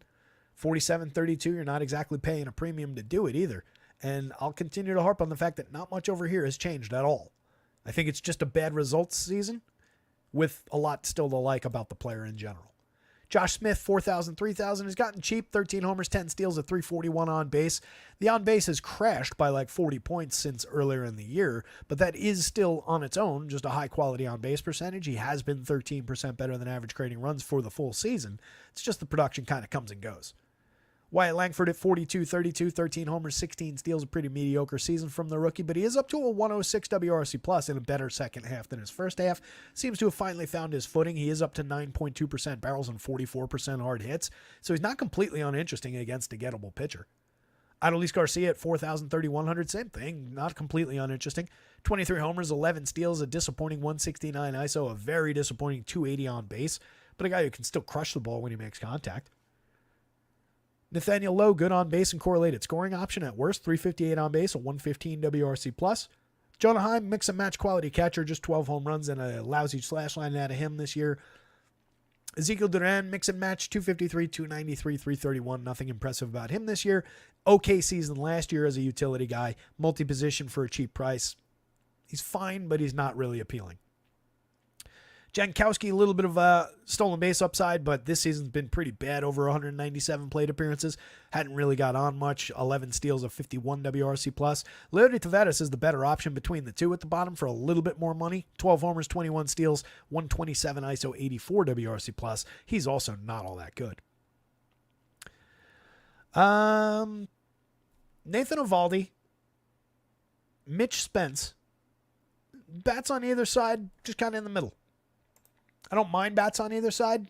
I think we would say Vegas has it pretty close too. I'm going to give it to the A's just for the hell of it. Spence is the more targetable of the two pitchers. Don't get me wrong there. But I kind of like the A's just for the DFS of it as a sneaky cheap stack with some power potential, with some decent, provably decent hitters in this lineup. They're packing up their bags and they're taking a pretty interesting young team to Sacramento. I could see them having an upstart kind of a season next year. And then the Rangers just are the Rangers. They just it's a weird year. They could come roaring back next season for sure. But a really disappointing, frustrating season with the Rangers. Good pitching matchup here. This should be a fun one. We've got the Diamondbacks lineup. Love Logan Webb, even with his struggles, especially with the price down at 8,400, 8,500 across sites, even against a very high-quality Diamondbacks lineup that's been one of the best run-creating lineups, if not still the best in baseball. A resurgent Corbin Carroll in the second half. Full version of their lineup, top to bottom. They look very, very good against. I would definitely hedge some positions of Logan Webb if I take him. But I'm intrigued by this pitcher at those prices.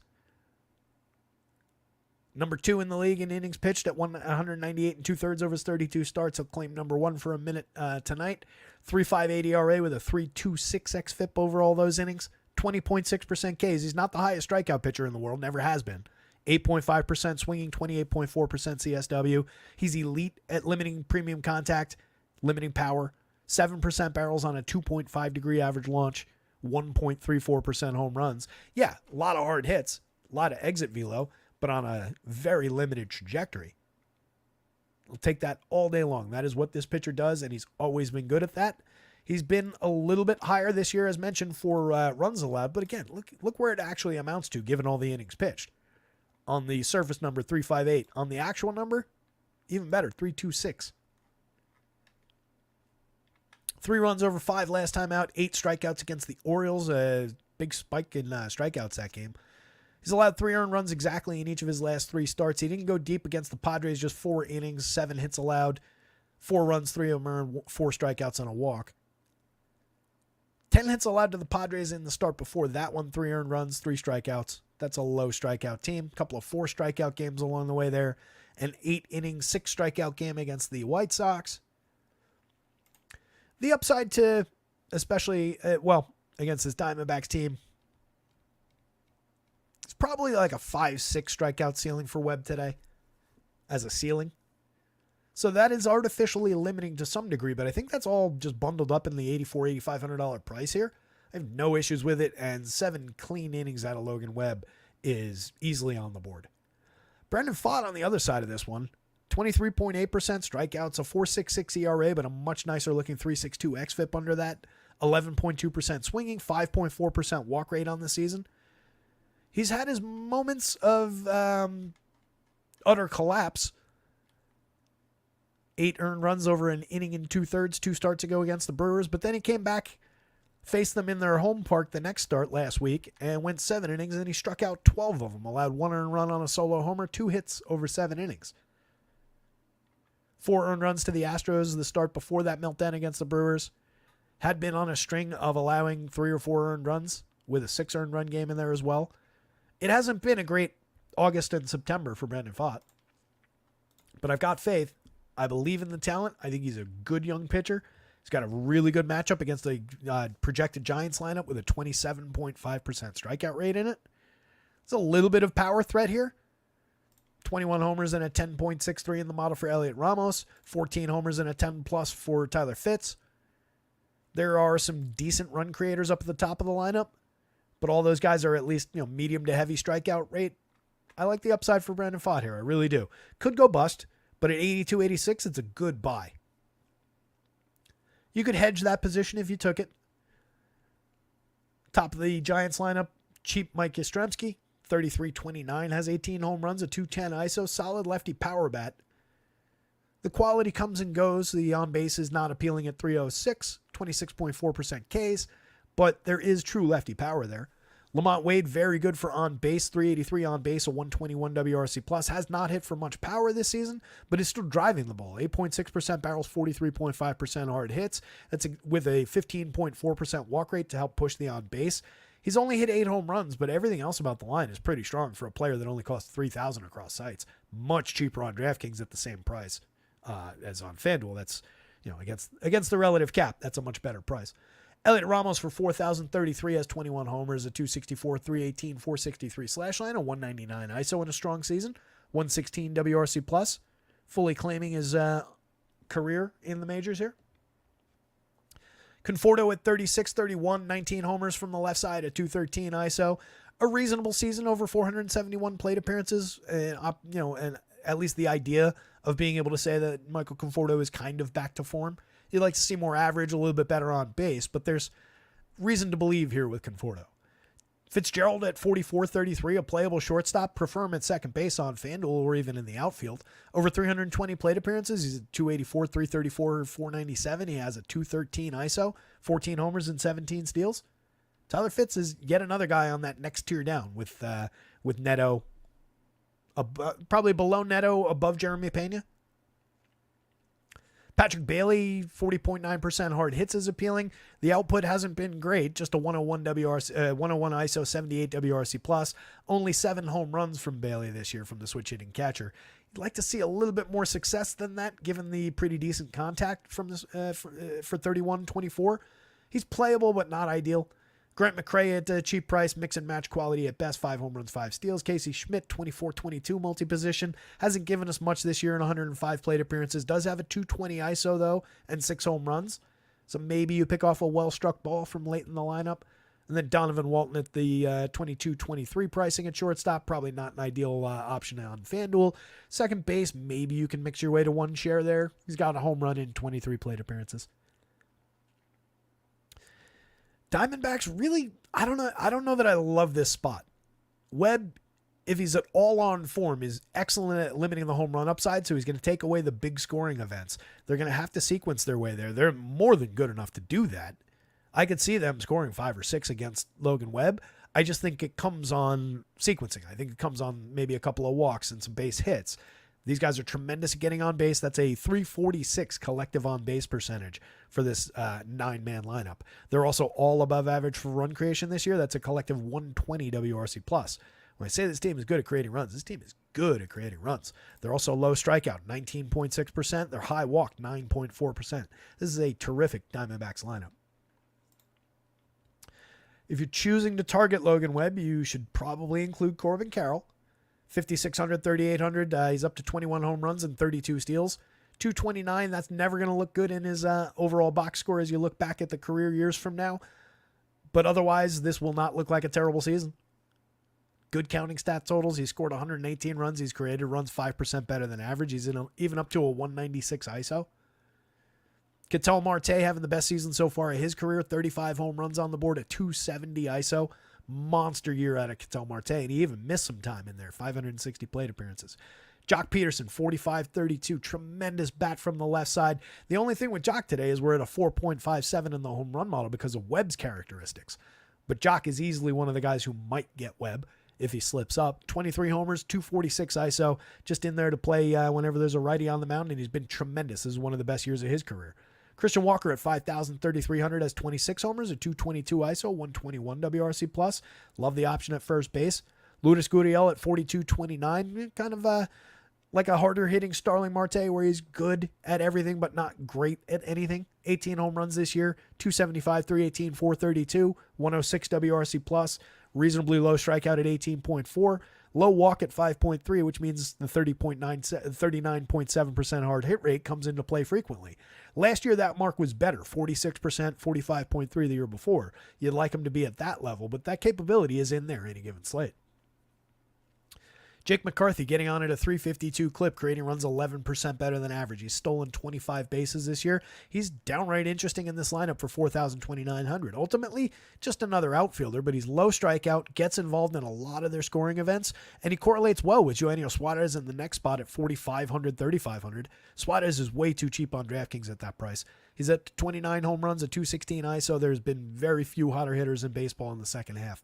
Gabriel Moreno at 34.26. Reasonable catcher option with a 108 WRC plus. He's playable. He doesn't have any tremendous attributes this year, but 41.2% hard hits is not nothing, and 14.4% strikeouts is exceptional, and especially against an 11.4% walk rate. His creator runs 8% better than average. He's tremendous. And then Geraldo Perdomo at the bottom of the lineup. 346 on base, decent for correlated scoring, and decent as a wraparound back to the top. Never popular at shortstop. Cheap option on both sites. It's just the matchup against Logan Webb is limiting to this Diamondbacks team, so I don't love stacking them. I would rank this Brandon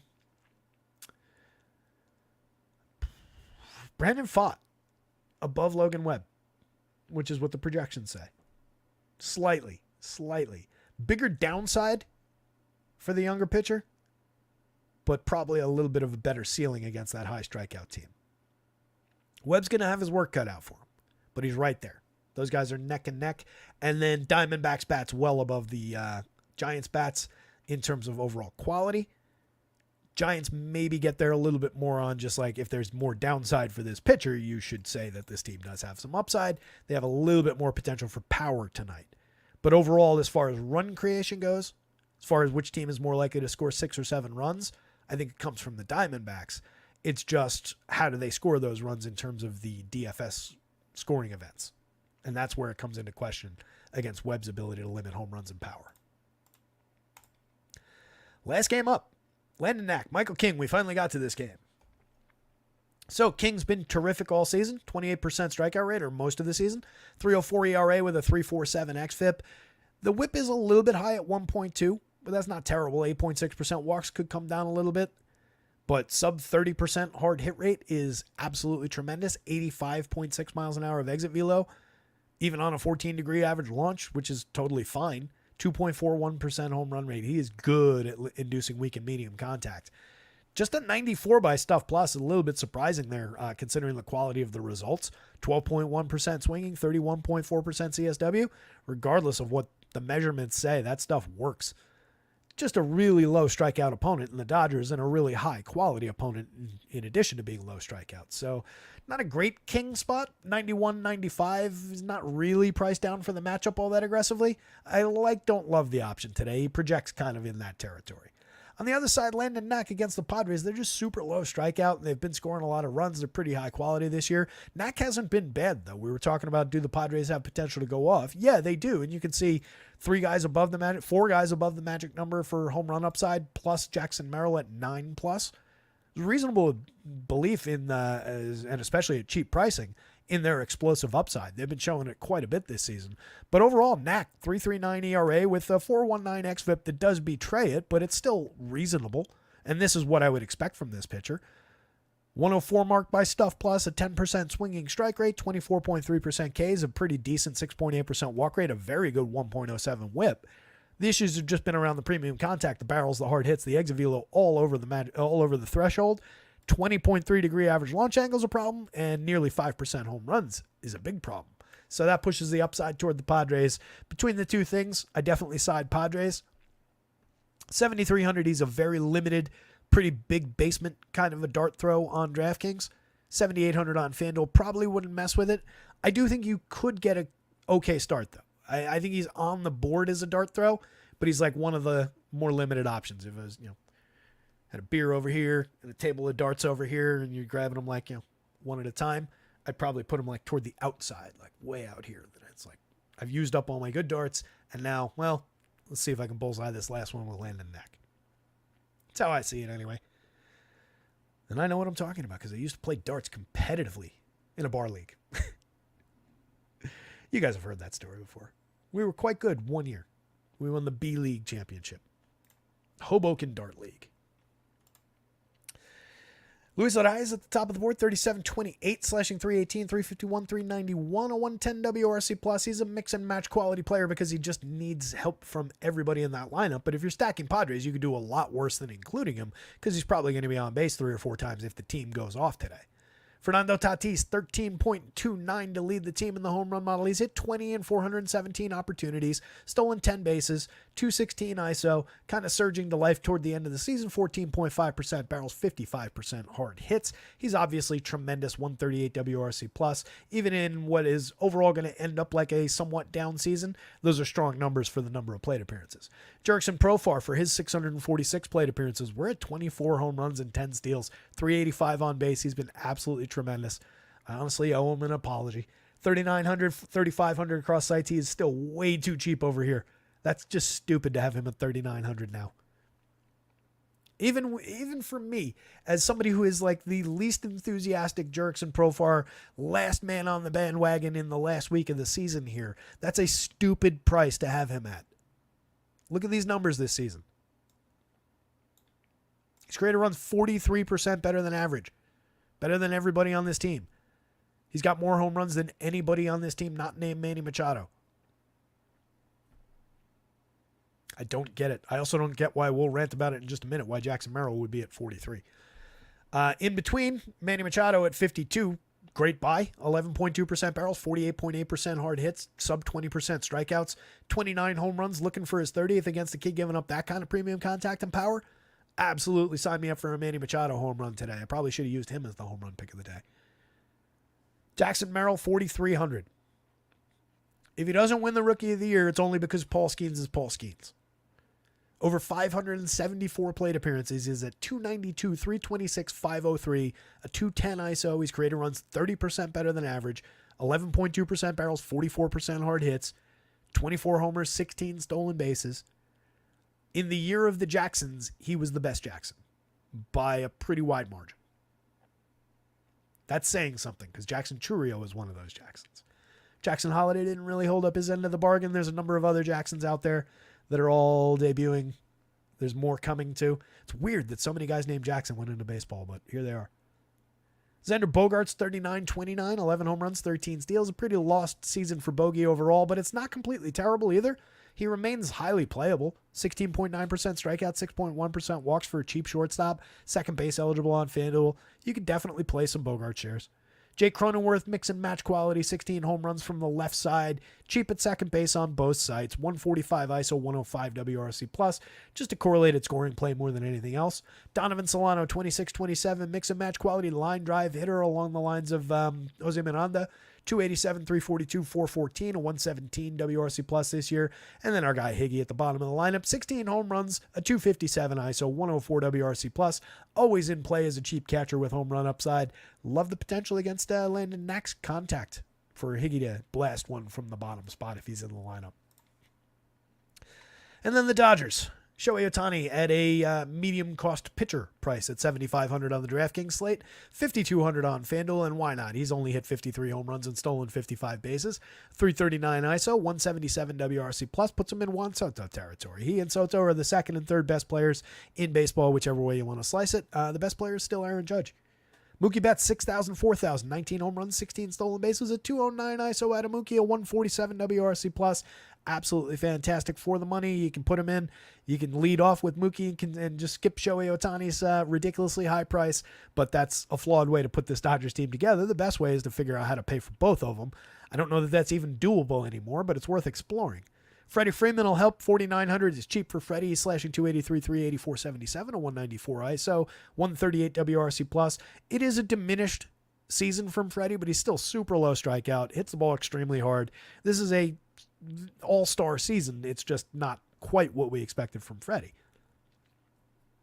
Teoscar Hernandez with 15% barrels and 46.8% hard hits. Max Muncy at 11.2, 44.7, and Will Smith at 11% and 40.5%.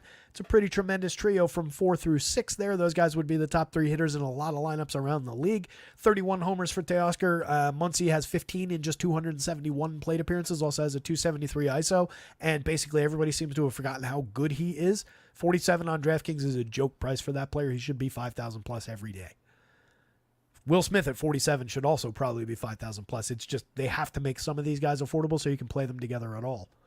He's a tremendous catcher. 19 home runs, a 184 ISO, a 108 WRC+. Tommy Edman has been a revelation since joining this team. He's hit 6 home runs and stolen 6 bases in 126 plate appearances. The on-base is already starting to crater. He's at just 310, but he's got a 116 WRC+ and a 205 ISO. Medium home run quality and the ability to steal bases when he's getting on. He's an interesting player in this lineup for a fair price. Second base is where I'd want him on FanDuel.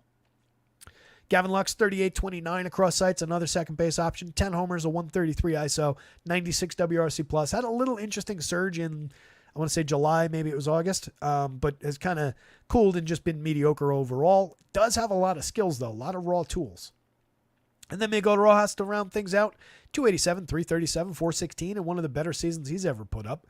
112 WRC+, just not great for DFS. Maybe a wraparound back to the top to get cheap. Padres, Dodgers, King, Knack. Kind of liking the looks of whoever that was that said Padres bats tonight. Kind of buying into that a little bit. Might have to stack them. Last looks at the pitching board, gang. Bailey Ober up at the top, pretty believable. High priced on FanDuel, not so much on DraftKings. Love the combination there of those guys, or work Brendan Pfaadt into a combination with those guys. it honestly might be worth carving out just a couple of your lineup builds to say, like, give me Severino and Bayo, Francis, Logan Webb, Schmitty and Fott, and these two, and just build some lineups that are just allowing combinations of those guys through the middle. Because regardless of how this goes, combinations of any of those highlighted pitchers with one another are going to be lower owned than combinations of all of those pitchers with everybody else. So I think that's probably worth doing for a few lineup builds and then put everybody back in. Logan Gilbert, strong option at 99.93 just on his talent, but a terrible matchup. Framber Valdez, love the option. 11,000, 10,000, worth paying for as the highest priced pitcher on both slates. Great matchup against Seattle. Good strikeout upside. Excellent ability to limit his opponent. Fought tons of strikeout upside for the cheap pricing. You just got to have a little faith that we get the good version, not the bad version. Schmidt, more than capable at those prices of holding down Baltimore and giving you a serviceable game. Not bad in terms of how that would math out against the highest priced pitchers. I don't love him to have a huge ceiling game compared to some of those guys, but if those guys don't hit ceiling, and there's no real guarantee there, then Schmidt's very easily in play, even against the high quality Orioles team. Logan Webb is basically the same thing as Schmidt, 85-84 against Arizona. Just a really good opponent that's going to have to sequence their way to a win. Schwellenbach I like a lot, 91-89. It's just a good Mets team on the other side, but he's been tremendous and comes with a lot of strikeout upside.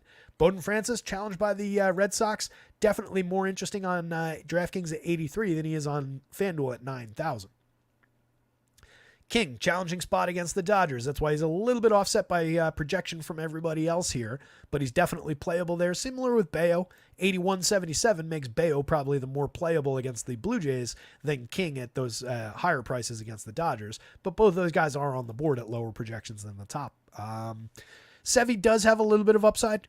A lot of strikeouts in that Braves lineup, and he's been good throughout the season. Even Dean Kramer, not completely off the board at 8,000, 7,000 against the Yanks. By the way, it's gotten really dark and rainy looking here in the New York area. Ryan Weathers against Minnesota, probably a no, maybe throw the dart a couple times and just hope for that return to form from the beginning of the season, but Twins' highest non-course total on the board, probably a mistake to go that direction. Knack against the Pods, I think we're stacking up Pods against. Wouldn't completely shock me if he had an okay day and held them off the board. It's no guarantee on the Padres side, but I will target that power that he's been allowing and hope for the best with that low strikeout Padres squad. Probably not missing out if you don't play him on the mound. Spence is viable against Texas, 76-63. That's a dart. Jonathan Cannon less so against the Angels at 62. McGreevy and Feltner at Coors Field. It's just whether or not you want to tangle with Coors Field for those exceptionally low prices, but either one of those guys capable of giving us 6 or 7 innings of relatively clean ball with a couple of Ks.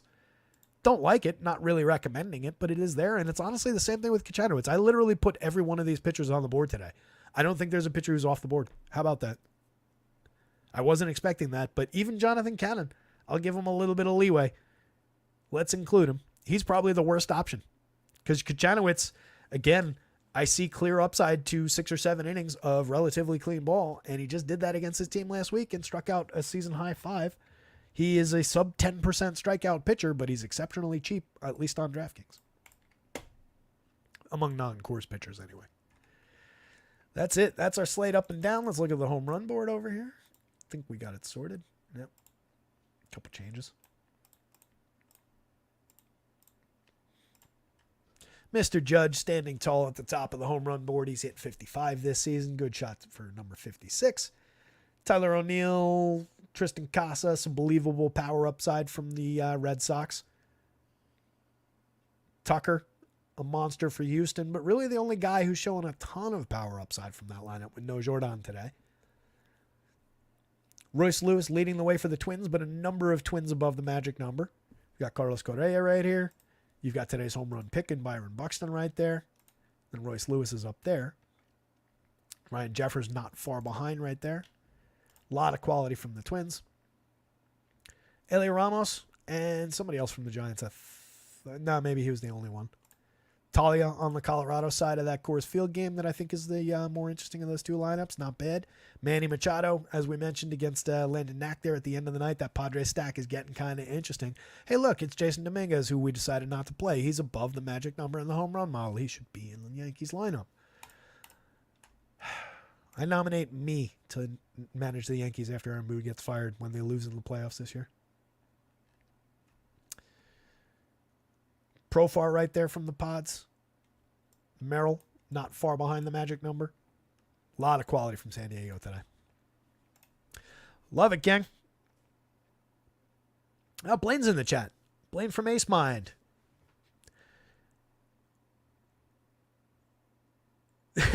Blaine pointing out that the Tigers went from 250 to 1 to 30 to 1 now to win the World Series. That's surging, ridiculous Tigers team.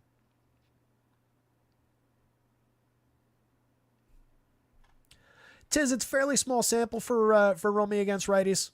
The model's deeper than just looking at the surface of what's happening against righties this year. I would, maybe not make him my go-to Red Sox bat, Romy Gonzalez, just for he is definitely gaining ground this year against lefties rather than righties. But that is, the number is the number. That all goes through the model. Blaine has Dodgers 9% top stack, Yanks 8%, Pods 7.8%. I know the Yankees were my top in the stack rankings. I think the Dodgers were up there. Power likes the Padres-Yankees stack. I like that. Blaine looking at Schmidt, Severino, Ober for odds of being a top 2 pitcher. That jibes. I can take that. Let me hit that question for Tiz. Good.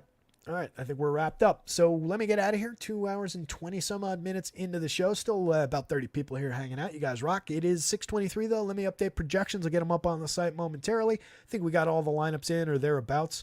So keep an eye on that. And otherwise, good luck out there tonight. Somebody go win something.